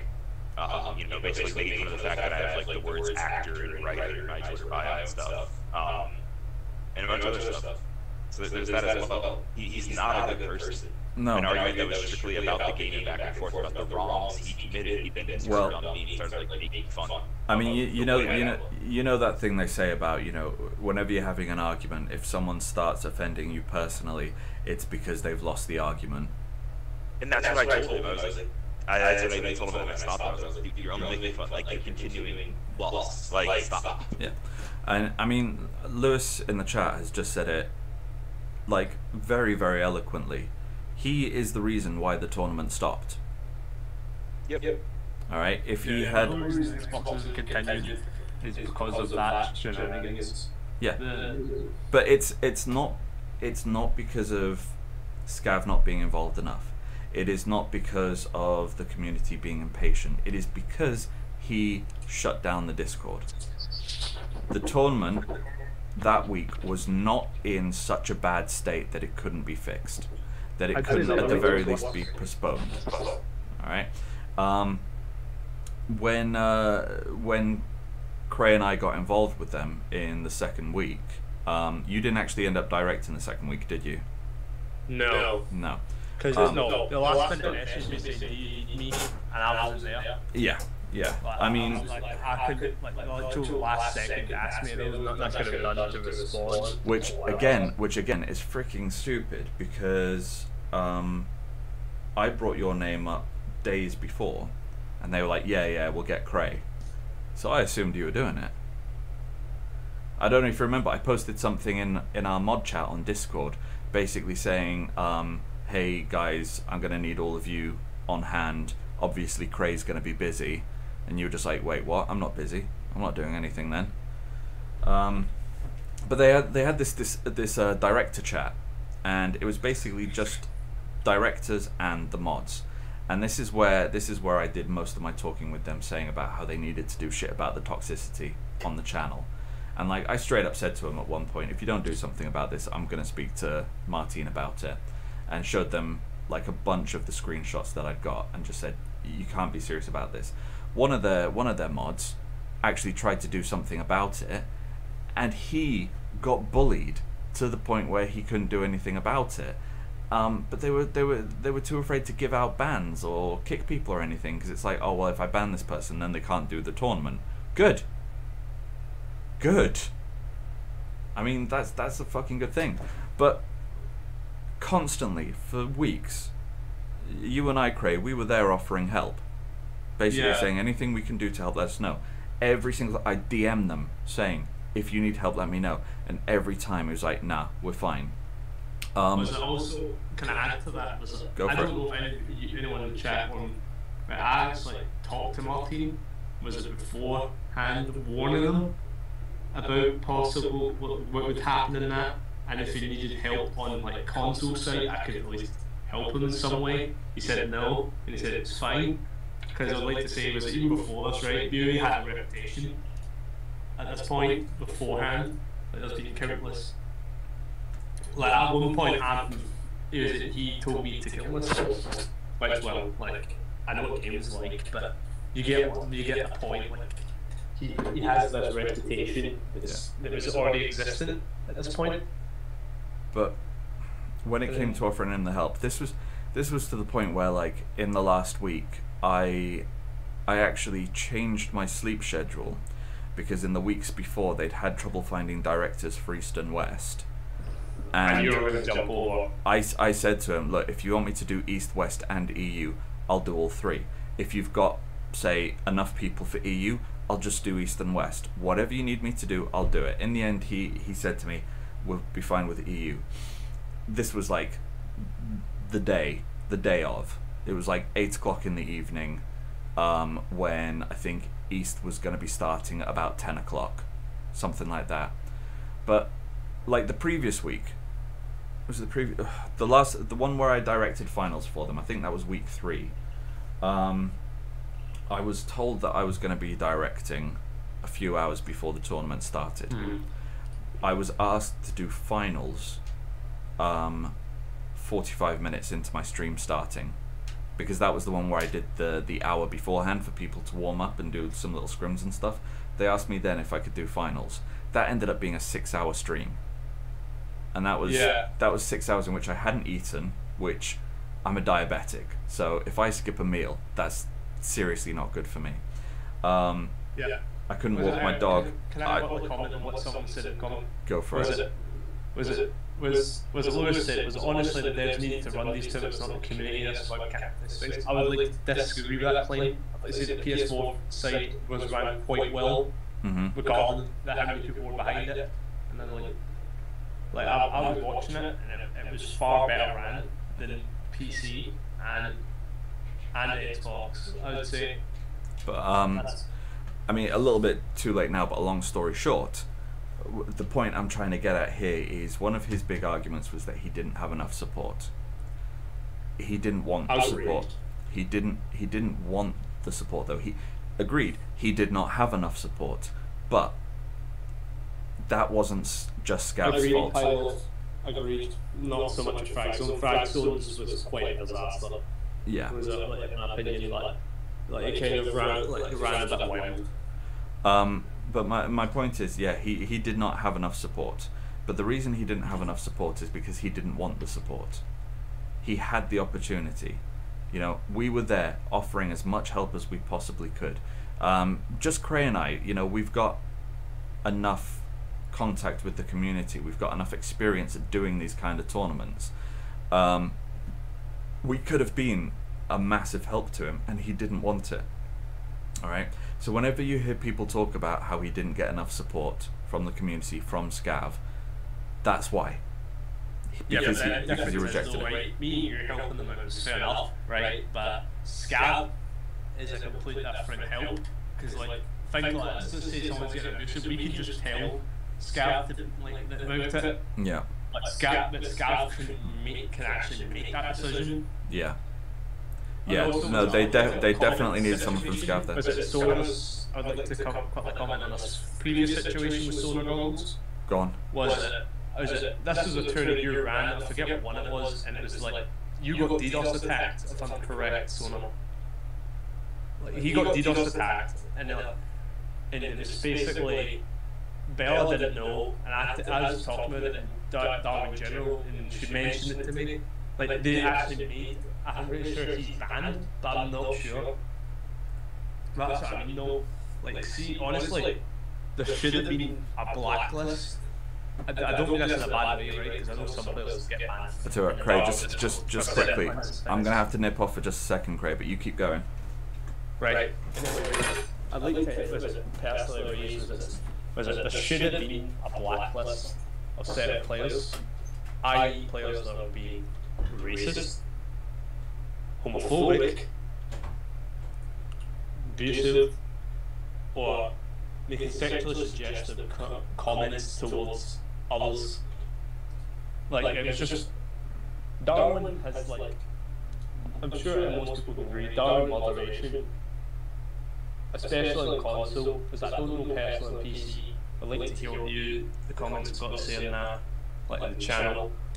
Like, was it console moderation was abysmal? I run into players constantly saying like abusing teaming as well, because I'm sure teaming was a massive problem at one point. I was running to like I ran a team of 5 twice in a row. I mean, here's my thing. You can stay away from like to talk about teaming, but if you just look at like things in general, moderation in general was so rough because again, like let's look at the Discord for a second. Like that's a good spot. We have community moderators, right? Those community moderators are their rule set is they ban based off their own discretion. Like they don't have a rule set or like a limit of like things that's taken. If you see something that you think is too much or not okay, you can ban or take care of it. But other than that, things just fly. There's no like specific rule set or like benchmark or marker. It's the point where then also there's like people asking for ban in like DMs and stuff with certain community moderators. There's like moderators specifically that I know have targeted other people and like ban them.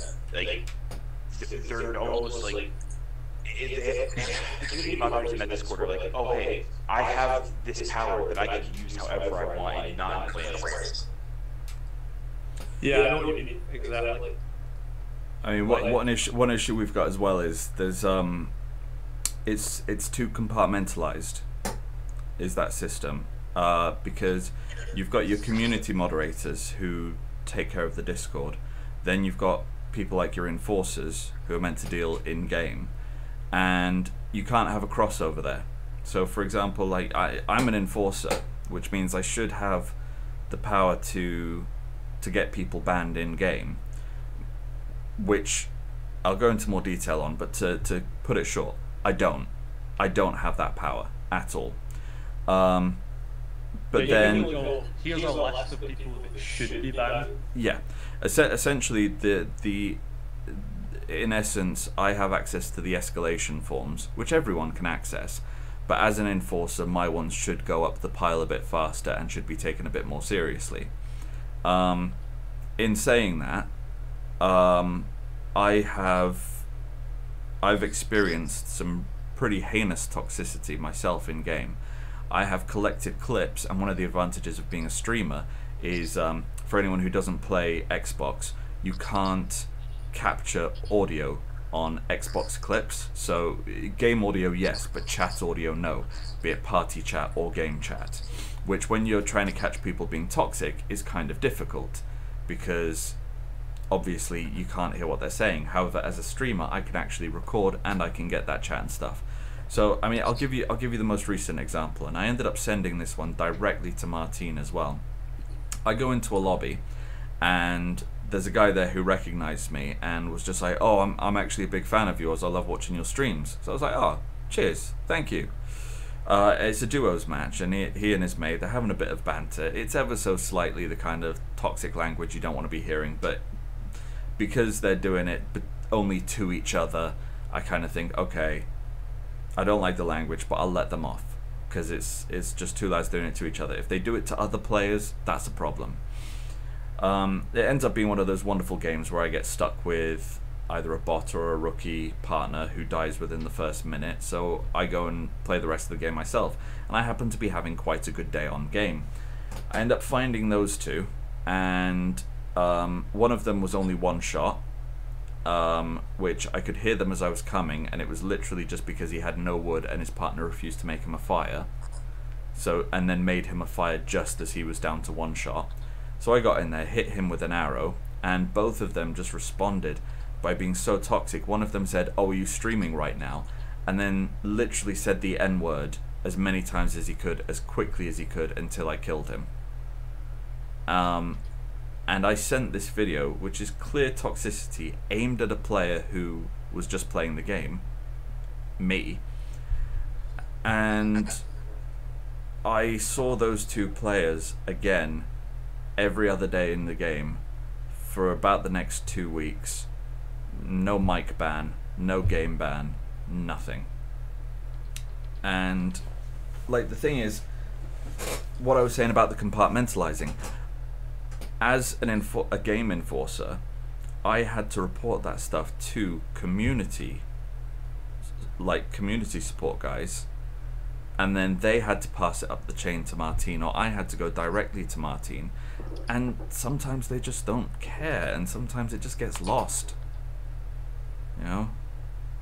Which I'd also like to point out was that some players in the moderation team are very I've known them for a while, and some of them should not be moderators. Some of them are very abusive in game, and they'll ignore certain instances for friends, i.e. yeah. like I mean, you're welcome to drop names if you want, but obviously I understand if you don't want to. I can't. I'm not going to give out names because I feel like Twitter's not very much good nowadays. No, fair enough.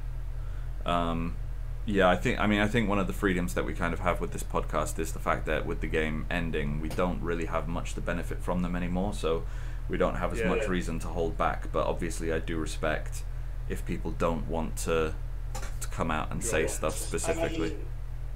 Yeah, on the whole, like, I don't have much to gain anymore. It's like, that's the entire reason I started the Darwin videos when I did. It's because I felt at that point, in the way I was like talking on Twitter to people in DMs and stuff, conversations that were going, like, I already felt like I was like blacklisted by scabs, or like I wasn't gonna get partner. If the game continued, like, I probably wasn't gonna happen because of the way I was saying things, how I was saying stuff.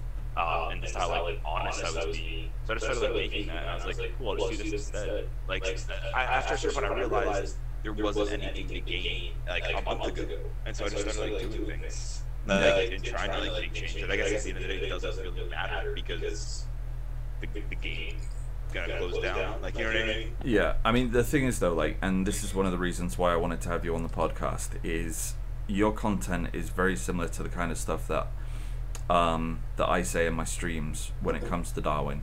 It's the kind of stuff they might not want to hear, but everything you're saying is for the benefit of Darwin. You know, it's like when your teacher or your parent tells you off as a kid and you end up hating them for it, but then you realize later in life, okay, they were actually just looking out for me. That's the way I kind of see it, and that's the way I always try to be with my opinions when it comes to it, because I don't think there's one guilty party in everything that's happened here, but I also don't think there's an innocent party. I love. Every side is tainted one way or another. I just going back slightly to what we were saying about the toxicity within the community. I absolutely love this community, but I also can hate it sometimes. I think when we were talking about how toxic players are, I was thinking about the number of Darwin players that we've got in the Geeks on the Go community on our Discord, and how little toxicity we get out of them. But then I remember that a lot of them are people that are invited to Geeks on the Go because they were being bullied in other communities, and I wanted to give them a safe place to talk about Darwin and to not get that kind of feedback from other players. So even when you're looking at the bright side of it, the really good, the really nice players that we've got in our community, you then think about the circumstances of which they joined. I was going to say something else, right? This is about directing, right? Directing was thrown under the bus. The most unique thing about the game was thrown under the bus. I was planning on bringing this up at some point, because I mean, you know my feelings on it, Cray. You know. Yes. I've already. It was kind of obvious though, they threw it under the bus. They didn't advertise the most unique thing about the game. They didn't even they've not updated it in nearly a year. Yeah. Well, no, it's over a year now, isn't it? It's over a year since we got the lava tile. Yeah, but that's what I mean. Like, Season 1, the directing role could have been so much more. It could have been really anything. Like, I'm gonna be honest, I don't play director for fun anymore. It's that's just the sad part. I still play for fun, but that's all. But I can't like. I mean, I still play it every now and then. But honestly, I mostly play director either when my nerve damage is playing up and I can't play regular, or when I'm trying to promote the channel or stream. And that's the sad thing about it. The fact that full release to the game full release, and there wasn't a single update to director. No. Was such a slap. I mean, how difficult would it have been to just do something simple like skins for directors? Something like that, something to give like a unique look to it. Where I mean, when you've got such, you know, big known directors in the game. Like, I don't think there's any one of us who doesn't play the game who doesn't know a single director by name. Alright? You know, you see their name pop up in the top right and you think, oh, it's this guy, great, or oh, it's this guy, shit. And I know you don't see the director drone that often, but to be able to see that particular skin on that particular director would have been great. To have more powers for the director as well would have been fantastic. To bring back some kind of reward system, like prestige would have been great if it didn't actually count towards rankings. That was the big problem with prestige. But I loved it when like I'd get like 5 jesters or something like that, or storytellers. Yeah, it should have been, the point system was broken. Like, it should have been really retooled. Like, yeah. Because technically, see, like, I'm a star, you technically didn't even know. Like, it was stars back in the day, and then they changed it to what it was now. Like, Yeah. Jester Card Sports. It didn't know what that really meant, like, at all. You know what I mean? Like, I mean, and there's so much more stuff they could have done. I suggested an idea years ago, well, probably a year ago now, of having a card that makes the drone into an interactive character that has like a kind of manhunt on it, and whoever manages to take down the drone in that period of time gets a bunch of loot. Just stuff like that, so that the director can actually interact a bit more. yeah, like, I feel like the director is just like an observer. rather than anticipator. And I know, Welfare, are you more of a player or a director? So I was definitely, and I still am more of a player, but I realized a little bit ago like how much I enjoy directing because like it's kind of a nice fit because as like as someone who's an actor, like it works. Well, yeah, I mean, like, I am as well. So. The inflection and stuff. Yeah. Yeah. So like I was like, dude, this is a lot of fun. Like I would love to like keep directing, but then like something about playing as a player just was more fun, and that shouldn't. No, I get it. Like I don't know. But also like, and this really is down to the community more than Scav, but how disheartening is it when you get into your third game as a director and every single player is off in a party chat rather than in game chat? Yeah, the fail was not much you can really do about that. No. But especially see the rating system. The rating system was broken as well, right? In the way of see if a new player noticed it, they didn't know what to do. They just skipped it, whatever. Like you could lose the top 100 place because of somebody just not knowing what I did. The system's about. I did miss out on doing a top 100, literally for that reason, as we talked about earlier. Thank you very much for the host. Was that I love playing director, just got to like that's what I mean. Like see to me, like actually like see unless you have like a very good imagination or some sort of wild side character you can build up in your head, like directing can be very boring. Yeah. Like especially with no players. Yeah.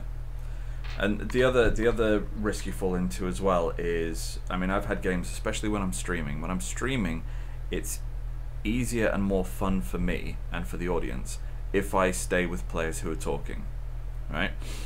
And there's a temptation that I've definitely been tempted by, but never really acted on, to keep those players alive, because 9 times out of 10 they end up getting knocked out third or fourth time, something like that. Yeah. And then you're stuck with the silent players, and you think to yourself, well, hang on, I have the power to keep this guy alive.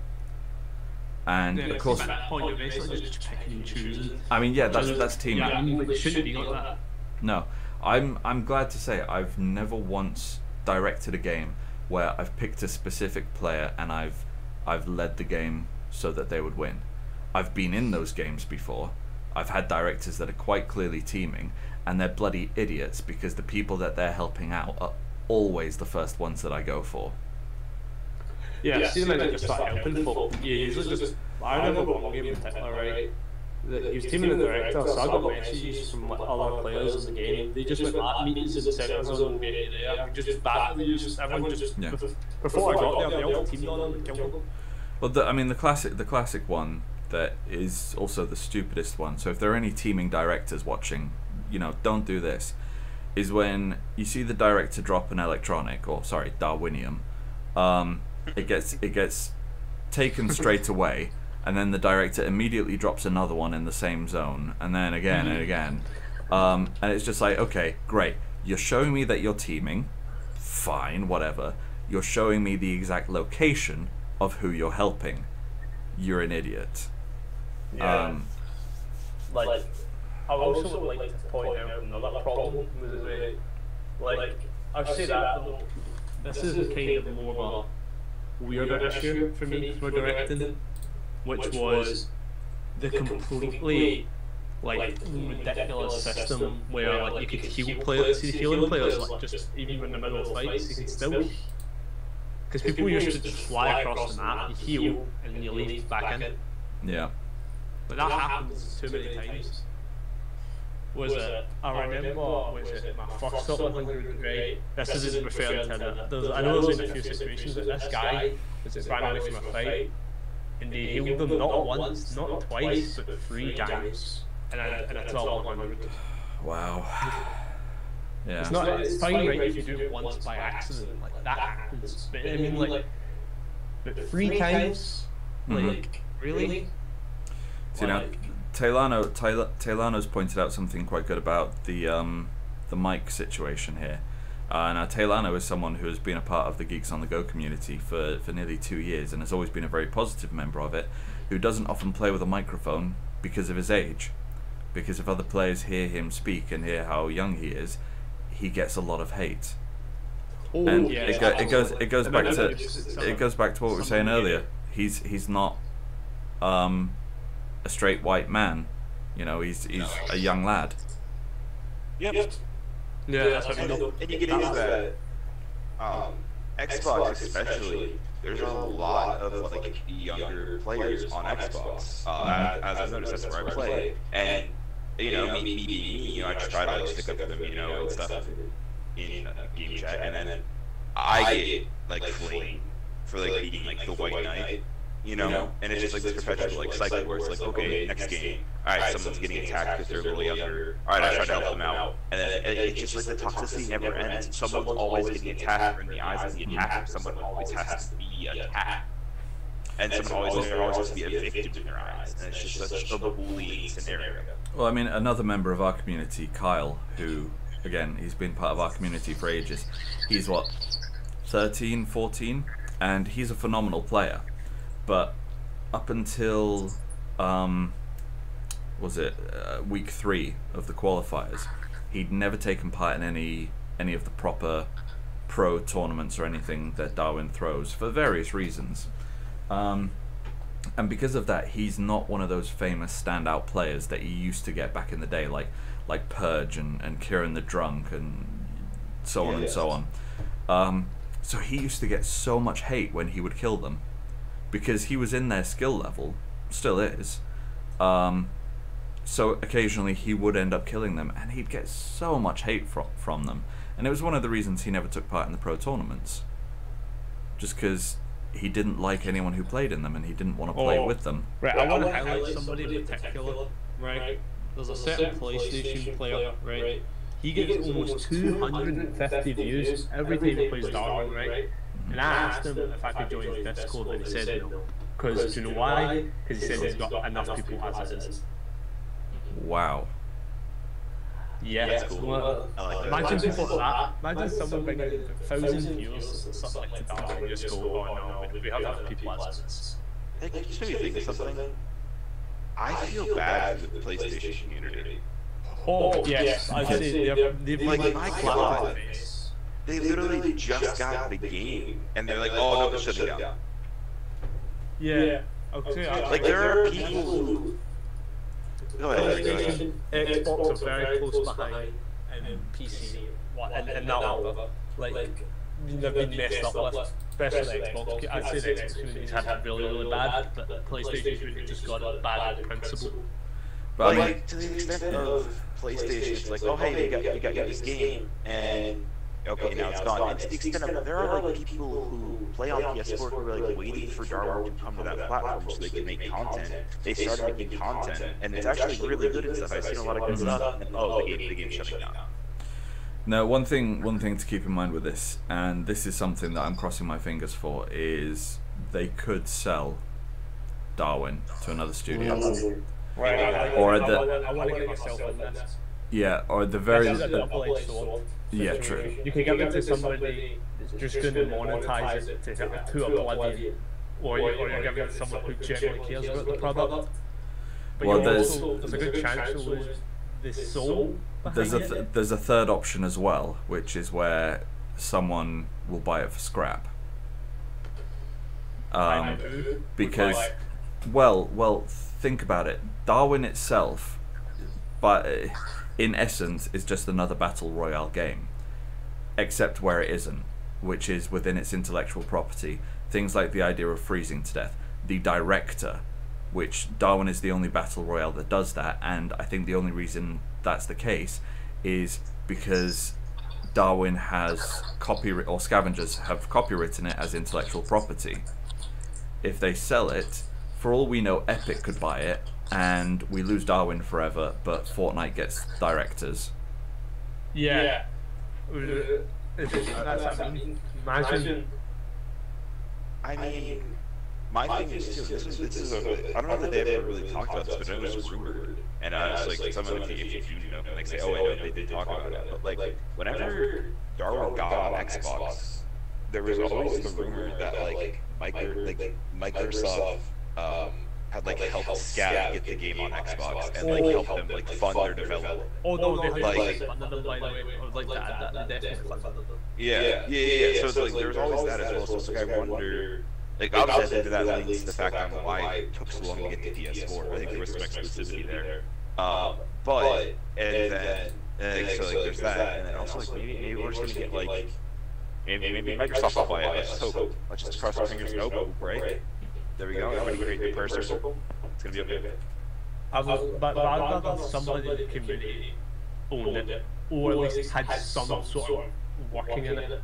Somebody at least understand the idea behind it all. Yeah. Like, because you don't want to get somebody who's just going to just drain the soul, like what was actually community.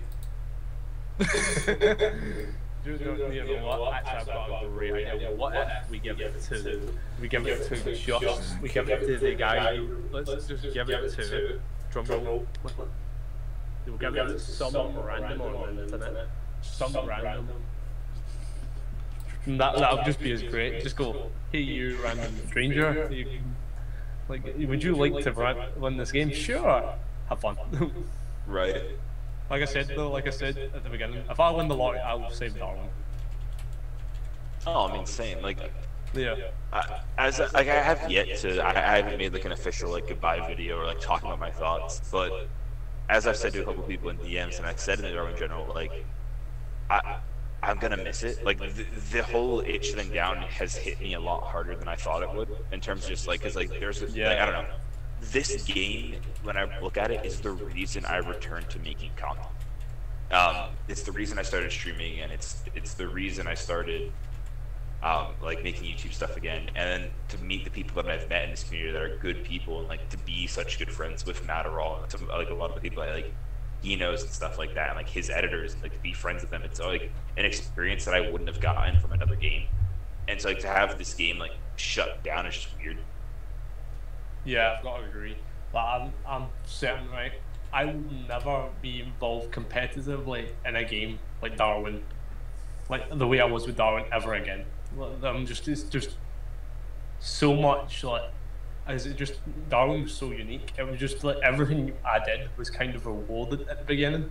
Like when competitively, I was always getting good feedback. I was always getting, like, if something happened, like see, like when was it week 3 or week 2 of time when I done, well, not week 2, but third time I done Darwin top 100, I got told last minute, hey, I'm sorry, but we don't need you. Yeah. So I was like, damn. But in response, you know, every single director came out to support me, and one in particular, I was like, I know you don't like him, Geeks, but yeah, he said if I was told I wasn't allowed in the next event, he will be kicked. He will not participate, and I can take his slot. But that's what I mean. Like that will, like any other game, that would never happen. And I got an apology. I also got an apology, and I was guaranteed my position for the next one. Yeah. Like that would never happen now in Darwin, right? Super one. Like that was great back then, but it never happened now. No, it's like what we said earlier about how before full release, Darwin, even the devs were part of the community. Now it's very much you've got the devs and you've got the community. And I think that's one of the things that has really made a difference for the worse with this game. The cold system, the director system, the crafting system, those are not the only unique elements of this game. The sense of community really should have been one that should have been built off more. And these community tournaments could have been a big part of that, but they really just highlighted that community and developers are in two separate camps now. Yeah. See what, right? I know a lot of you don't have a connection to, like, I've talked to Scav Brad, Scav Coco, Scav Marianne, Brad, again, I just said Brad, Bella, Martine. I've talked to near every single Scav team member, at least at one point or another. But after the last 2 months, I've not heard from Brad. Brad's actually muted in chat. I don't know why that is. He's muted not once, but twice. Well, like, is he physically being told he's not allowed to talk to the community? Or has he been, like, sacked? I don't know. That's what I mean. Like, say simple things like that. You should know this, but you don't. Like, you feel like that ban notice, right? I'm going to ask all of you a question and everyone in chat. Did you see that Scav chance in Darwin this year coming? Yes or no? No. No, absolutely not. As bad as it is, I seen it coming. It was just so, to me, so obvious. Like, I'd done, like, I thought at the very least we'd make it through the roadmap. In school, was in college. I've done it. I know, like you said, this to me was like the effort that was getting put in. I feel like it was just a step coming. As bad as I didn't want it to happen, and just felt it for like the last 2 months. I mean, I don't think Darwin was ever going to be one of these long-running games because it was the studio's first game. You know, I feel like this was kind of like an experiment. They went, hey, this has went really well, and then they didn't realise how big it could have been. Well, the issue that they're going to discover is this game should have been what launched the studio. You know. Oh, absolutely. I feel like that Darwin again could have been so much more. And unless something happens between now and the end of the year, this game is going to leave a bad taste in everyone's mouth. I mean, look at it. Someone who was a partner on Twitter, I forget who actually, or else I wouldn't name him, because it was actually a cool tweet. They were like, man, they just, like, you look at it, like, it sucks that, like, Scav is, like, Darwin shut down. Because all Scav really wanted was to create, like, this small little, like, battle royale survival game. And at the end of it, they ended up creating one of, like, the most complex combat systems in, like, any battle royale type game. Like, and so it's just like, then they simplified it. Yeah, like, I don't think they expected to create what they created. You know what I mean? Yes, absolutely. I mean, one thing I'd really love to speak to the devs about, which I think is a topic we can't really avoid, is that one word, revert. Get it out. Because as you talk about, like, you know, how complex the system is and stuff, I know for a fact there are still elements of the old game in the new one, because if you I've seen it happen on one of my streams once. If you glitch out of the lobby, you can see the arena. Okay, you've always been able to. It's always been part of the same level. However, since the full release, it's actually been a separate level. The arena has been a separate level to the lobby. And that may sound weird, because any of you who have glitched out, you can still see the arena. But what you're seeing is the old arena. And I know this because I've gone into it, and there's still leather there. Yes. I've done this as well. See, the easiest way to do it is simply just lock it, go onto a player, they quit, and you just literally the director, you just fly out of the arena. Yeah. Like, it's totally... So, it is entirely possible that the new version of the game has just been built on top of the old one, and that certain elements like the lobby they haven't updated because there's no need to, because there's nothing new in the lobby.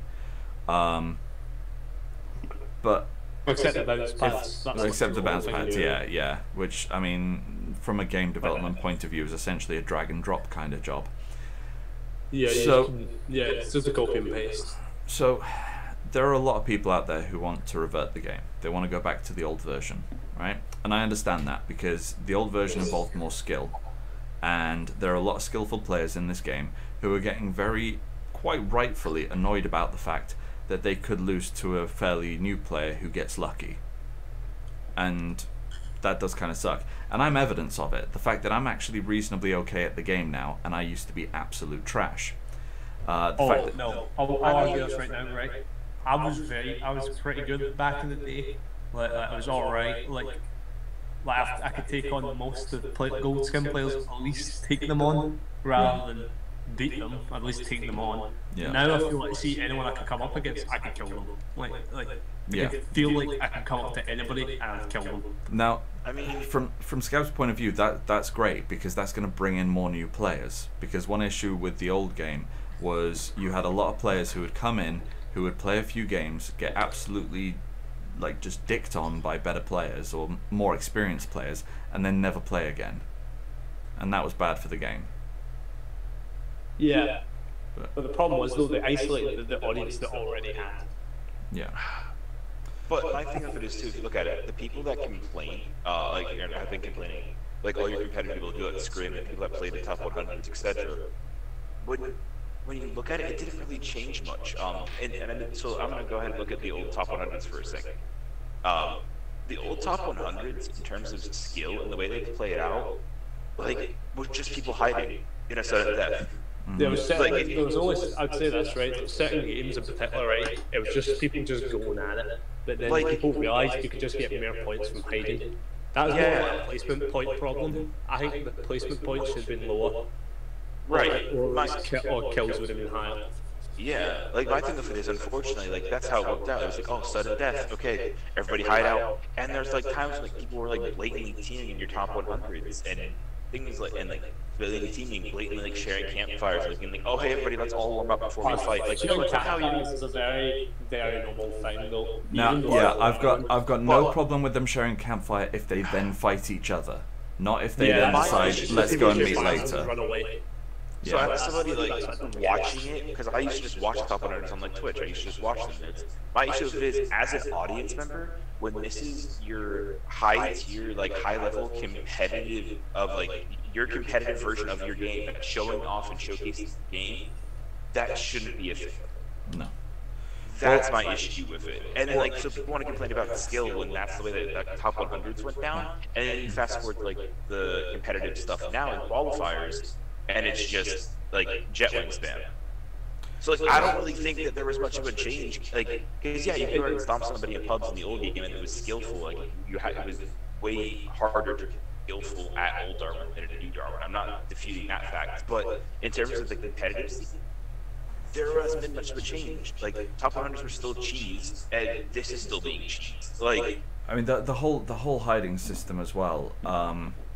As someone who's directed a lot of these pro tournaments, it makes it incredibly difficult to direct, because if we just take the qualifiers for example, like I was saying that the last one I did ended up being a 6-hour stream in which I directed 6 games. yeah. All right, now that is not good maths, not for a game that usually lasts between 15 and 20 minutes. But these games were going on to the point where when sudden death would start, I would make a joke to my chat, who all would actually agree with me. Okay, it's sudden death now. We've probably got about 10 or 15 minutes until the end of the game.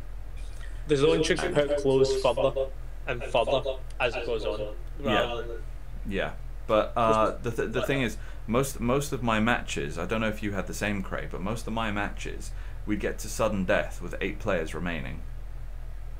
And that is difficult to direct. When you're like 15 minutes into a game and nothing has happened, and then you've got to keep track of 8 players in the sudden death arena with people. Yeah, I mean, at that point you swing your axe and there's a good chance you're going to hit someone.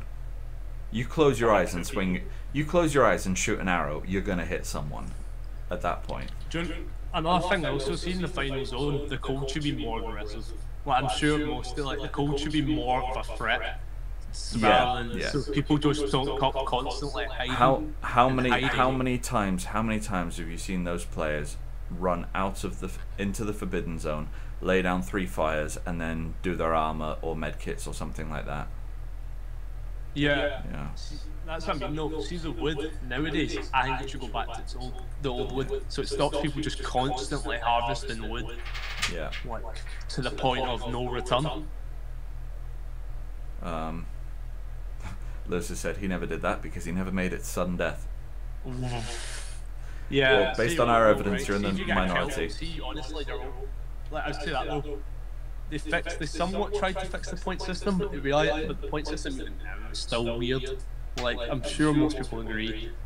More points for kills, less points for placement. In one of my last ones, I'm not gonna name names, but the player in question is a very good player. So I reckon they could have made it sudden death regardless anyway. But they literally spent the entire game on their own. Like, every time someone else would enter the tile they were in, they skipped to another tile until the end, and then they won the game.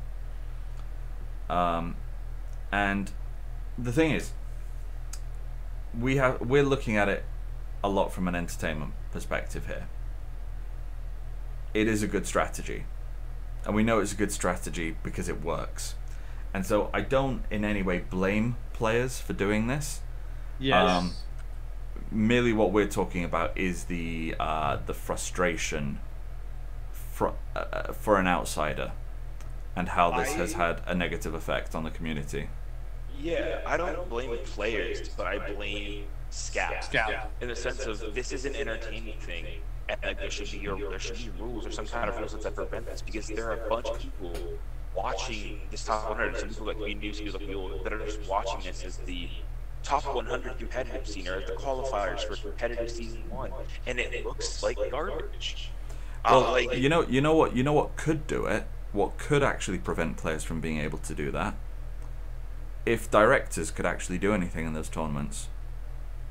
I'd like We're not allowed to use. I mean, we're not allowed to use nukes. We can't use nukes. We can't use lava tiles. We can't use gravity storms. We're not meant to use heals or speed ups or anything like that. Which is stupid, because that's like the thing of the game. Like, that's your directing. Yeah. Yeah, I say it right. Say you want, right. Some of those things should be banned. Like, because let's be honest, right? You shouldn't have a director that kills every single player in the lobby. But nukes, come on, like, see if you don't escape a nuke, you really should be in Darwin comp. See, yeah, and this is the thing as well. Like, every time I do one of these tournaments, I get sent this list of rules on what cards I'm allowed to use, okay, and when I'm allowed to use them. So, for example, there are some cards that I'm not allowed to use at all. There are some cards that I'm not allowed to use in sudden death. Okay, Gravity Storm, for example, not allowed to use that in sudden death. The whole point of this game is adapt or die. All right, that's why it's called Darwin. So if you've got professional players who are going for gold skins who can't handle director cards, then they're not good at the game. Simple as. All right, you need to be good at every element. You need to be able to adapt to be good at this game. All right. And then there's also the fact that, yeah, directors do abuse the cards. They do. I mean, I've done it for fun with friends when I'm playing before. You know, where I'll put a lava tile down, and then just as they're about to head out of the zone, I'll throw down a nuke. So they've got to decide between one or the other. But if you're putting someone as a director in one of your professional tournaments, surely you should be putting someone that you trust to be responsible with that kind of stuff. You know? Yeah, if someone's abusing that power, they should not be in the comps.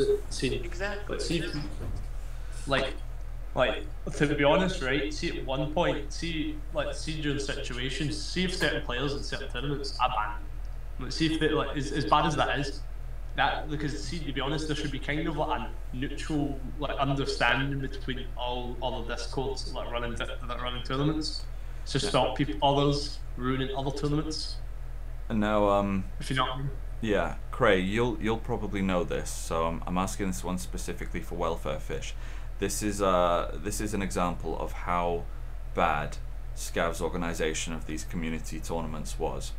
Can you guess what one of the rules was that directors had to follow for these recent qualifiers? Oh, Jesus. I'm not gonna say it. It's about a specific card you're not allowed to use. Huh. Would you like to know? Yeah, just let me know. Yeah, because I could guess all day, So, but you're not allowed to use give leather. what? That is actually on the official list of rules for the recent qualifiers. No give leather. But It's, Yeah, leather the has thing been is, in the game. the thing is, the hilarious thing is I still actually have a copy of the first set of rules that I was sent by Injustice when I did my first top 100, and it's exactly the same. Yeah, no, It is because exactly Martini even the told me in DM, all they did was copy over the rules from top 100. They didn't reevaluate them at all.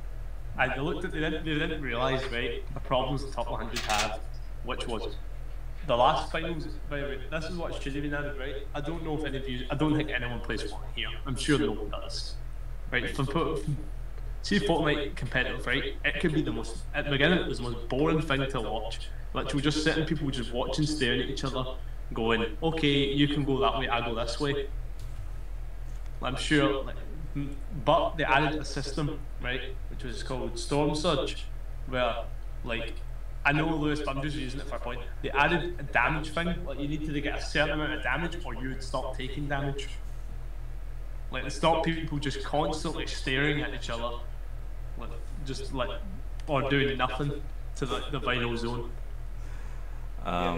But I mean, with the leather thing as well. When full release actually came out, I still had a give leather card, or a few give leather cards in my deck. They hadn't removed them from the game. I know, it's so, by the way, also, I mean, it's proof of what we were saying earlier about how I constantly had bugs where I was getting, it was literally loading in, going list. I had invincibility in my list. Like, what the hell? Yeah. Why would I? Like, it was a bug, and I was getting constantly putting up invincibility. Well, imagine someone using invincibility in Darwin competitive. I know.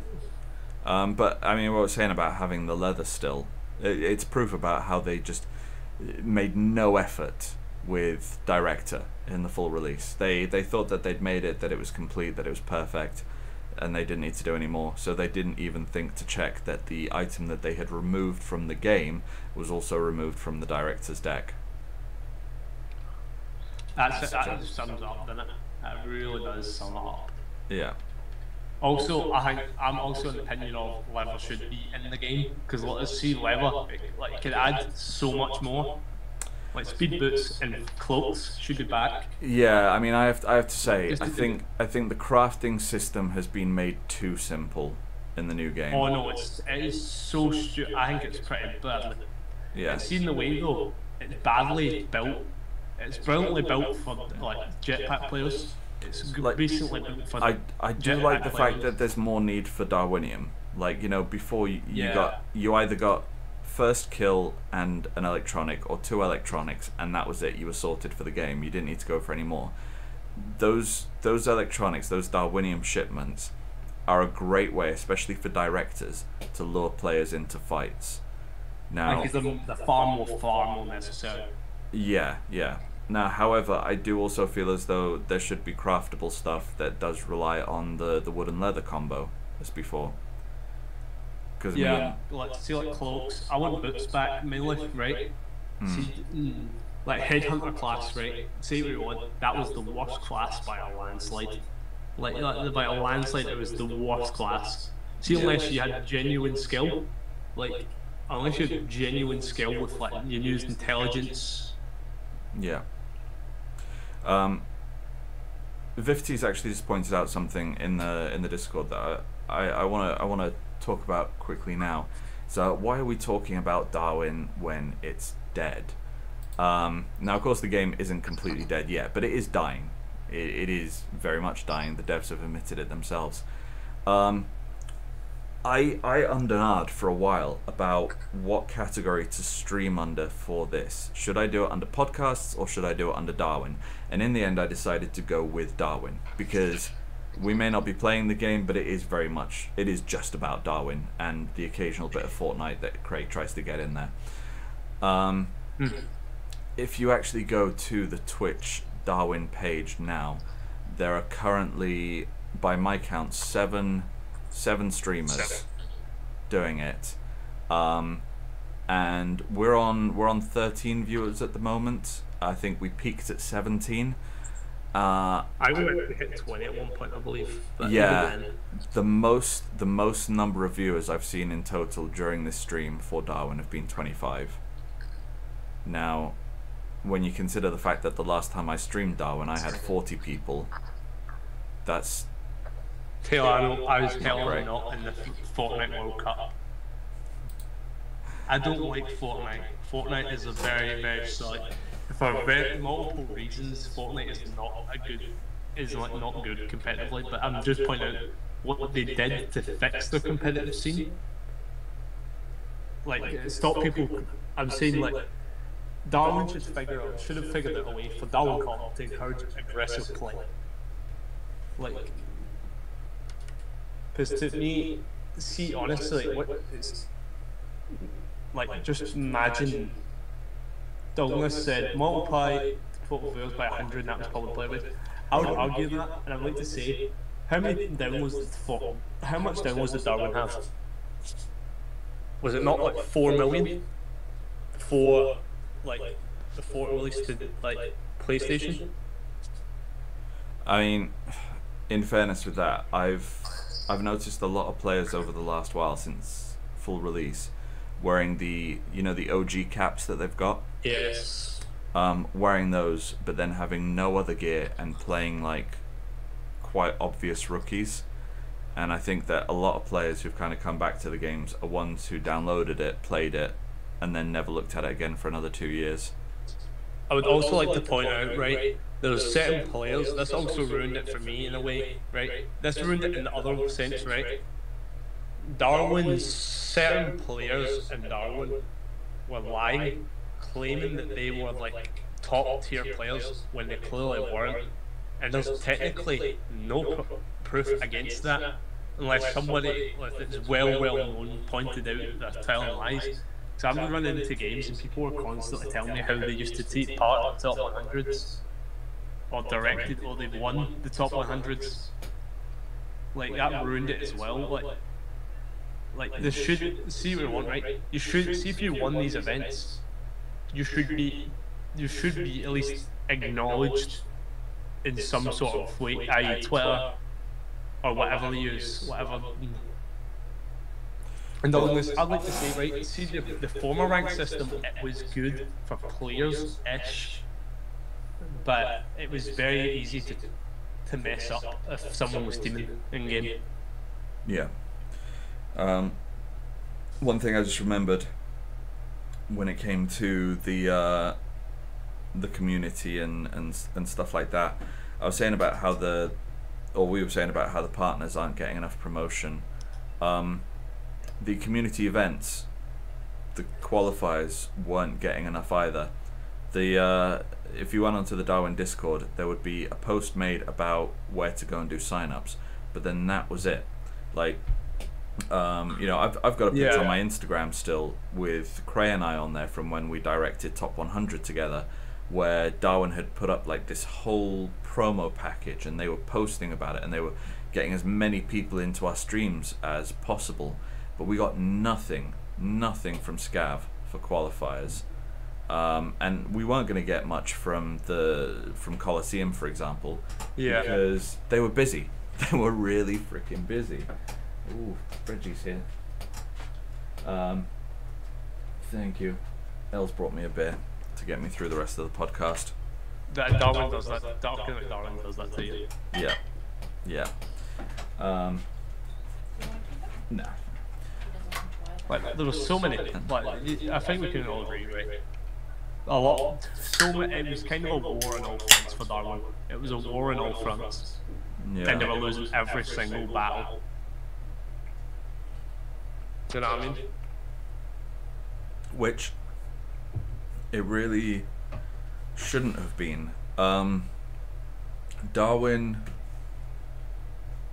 for all the love I have for what it tried, Darwin should have been what it was meant to be, and that was a way for Scav to say, hey, can we make a game that people will enjoy? And they did. They made a game that people could enjoy. At that point, they should have done what I imagine they originally planned to do, and moved on to the next project. But instead they decided to see how far they could take this. And like, I'm so glad that they did. Don't get me wrong, I'm so glad that they did. But they made far too many mistakes along the way. Their marketing was terrible at best, and non-existent at worst. Because it was abysmal. The duo trailer felt like I was watching was an ad for a mobile game.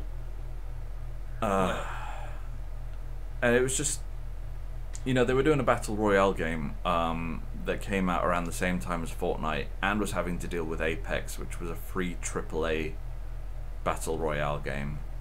I'll say that though, right? See, because they're saying the game was worked on for 5 years. See if this was the first ever. See if this is the first game. See if it was the first game on the market. Darwin not be in this position at the moment. If it was the first proper battle royale game, I would say Darwin would be in a far better position than it is now. I just, for me, I kind of feel as though it was a bit of an Icarus thing. You know, they flew too close to the sun, and now they're plummeting back down to the earth. And it's a real shame, because I've had a lot of enjoyment at this game. I have met some wonderful people because of this game. Especially in this time of lockdown. The Geeks on the Go community are kind of my closest friends at the moment, because they're the ones that I'm spending the most amount of time with, and there are very few of them that I didn't meet through Darwin. I'm pretty sure I've met most of the people I still play games with as through Darwin. Yeah. I'd say about 80%. I mean, we've got like what, 1 or 2 people we regularly play Sea of Thieves with who aren't Darwin players, which I realized because obviously one of the partners, Potter Sauce, who I get on with, he's a really lovely guy. He basically just plays Sea of Thieves now. I realized it's a game with cartoony graphics, forced PvP, and a fairly basic yet somehow complex combat system. I mean, it is basically Darwin with boats. Darwin boats, yeah. Actually, you know what? That's what Darwin needs. Darwin needs a Kraken. Yeah, you know what? Yeah, as well. Final boss. No. Or like Yetis. What's the name of the guy? Give him some Yetis. Glatton. Yeah, He just like summons the Kraken that they want. I mean, I was gonna say I've been silent for like 7 rounds. It's like pulling out food for dinner, but one of the comments that was mentioned earlier about like why are we talking about Darwin? I just want to make my own statement on that, is because at least for me, I care still. You know, like it's very much like I still care about the game and what's going on and how things are handling it. I think that's just because we're doing it because people still care. Yeah. Yeah. Like, and that's very much that. It's not like, yeah, you know, we're talking about these issues, we're talking about a lot of the bad, but like, there's still a community there. The game didn't blip out of existence like the Colosseum. I know there was a few people that said it was one of the best games I've ever played. I know a few people said this was literally one of the best games. I'd argue, right, this is probably one of the best games I've ever played. And it could have been far, far more. Like, it could have been so much more. For me personally, I mentioned this earlier in the podcast, like, I'm here talking about Darwin, and I still care about it, because Darwin as a game gave me a reason to stream again and to make content again. Yeah. Like, you know, I wouldn't be here talking to you guys. I wouldn't have made my YouTube channel again. Like, I wouldn't have like restarted my content. I would still just be some dude playing video games. But now, like, to the point of where when we found out about the news about Darwin shutting down, and like I hopped in the voice channel because people told me to, and I hop in there and everybody's like, "Oh, yo, it's welfare." Like, people now know me, and like there's this like camaraderie there that I can't just leave and abandon. Like, yeah. So I don't know. That's why we're here talking about. And also, I know it's a bit late, right? But there was a point where people could easily pretend to be moderators. Like, at one point, people were caught. Like, I used to be very active on the Darwin Reddit. Like, I'm sure, see the people that were on the Darwin Reddit, you would have remembered the. Was it like that was a very. Darwin Reddit's very small. Like, it's probably I'd say it's the smallest. I've not actually been on it. One of the best, because some of the hit content was on it was brilliant. It was fantastic. Some of it was hilarious because there was some really good memes on it. I saw it. Well, yeah. I mean, from the Darwin subreddit, like there was someone who was making montages, but it was out of shots they hit from being hit on pulse mine. like, which is so cool. And then they called them like pulse touch, and it's the point where like they're making really cool content. And it's like they would go place down a pulse mine, hit the pulse mine themselves, and then hit like a really cool finishing arrow shot. And like just really, really cool stuff was like being made over there in that subreddit, I mean, like from memes, from content to posts. Like, I don't know if he's still here now, but we had Philippis in the chat earlier. Go and watch some of his montages, guys. Honestly, that guy makes trick shots look easy. Man. Like no, Glider Man. He's the mastermind. I don't know if anyone understands this joke, but listen, Glider Man is a canon of the Darwin cinematic universe. I changed my mind. he's not the Darwin player we deserve, but he's the one we need. No, he's a villain. Apparently, tried to burn down. So he's gone rogue. He's now rogue. Apparently, oh in really? his story, he's rogue. He's gone rogue. But he's too nice to go rogue. Philippe, he's too nice. Now, I'm gonna start winding down now because I think we've gone over most of the key points. Unless you guys can think of something else you want to bring up. Kray sucks. There you go. Final point. There we go. Kray does Yeah, suck. that's about right. Yeah.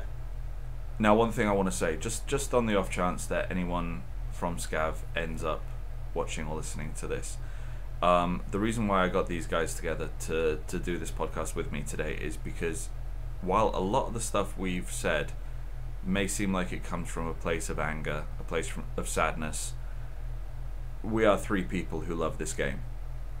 And we love what you guys have done with the game, and we love it enough to say when we feel mistakes have been made. We're not just gonna blow smoke up your ass kind of thing. We're not here to hate.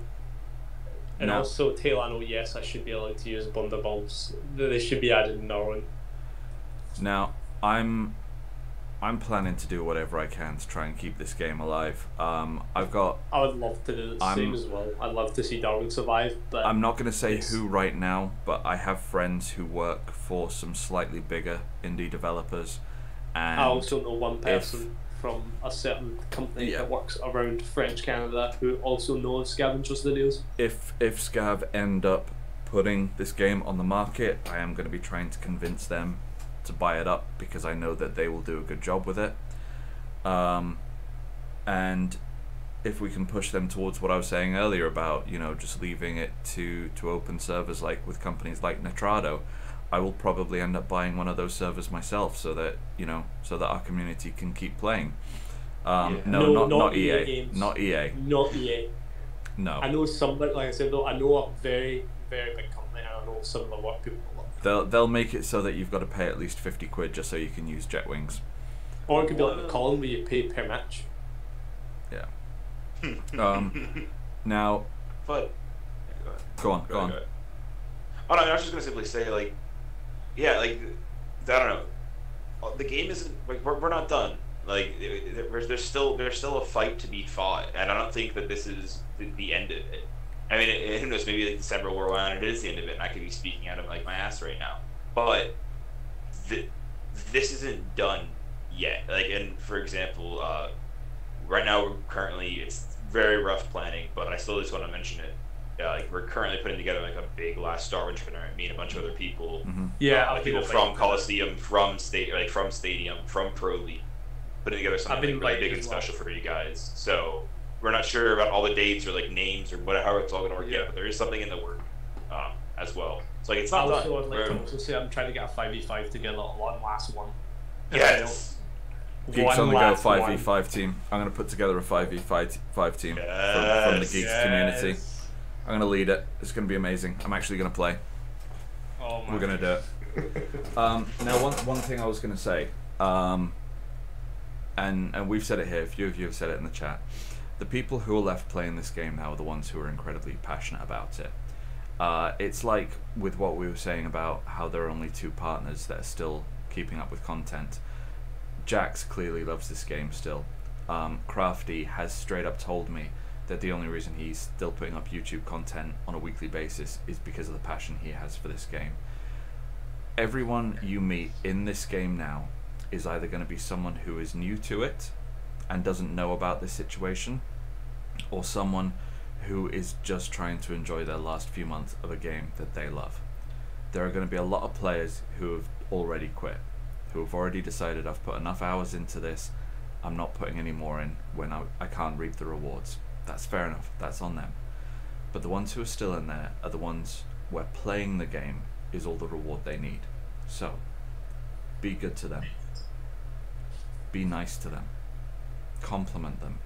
One thing I've started doing actually is every time someone kills me in a game of Darwin, I send them a message saying good game, well played, something like that. And the responses I get back are positive, and it's lovely, and it's wholesome, and it's what is great about this community. So if you are going to continue playing Darwin, do so with that attitude. Do so with the attitude of, I'm playing a game that I love while I can.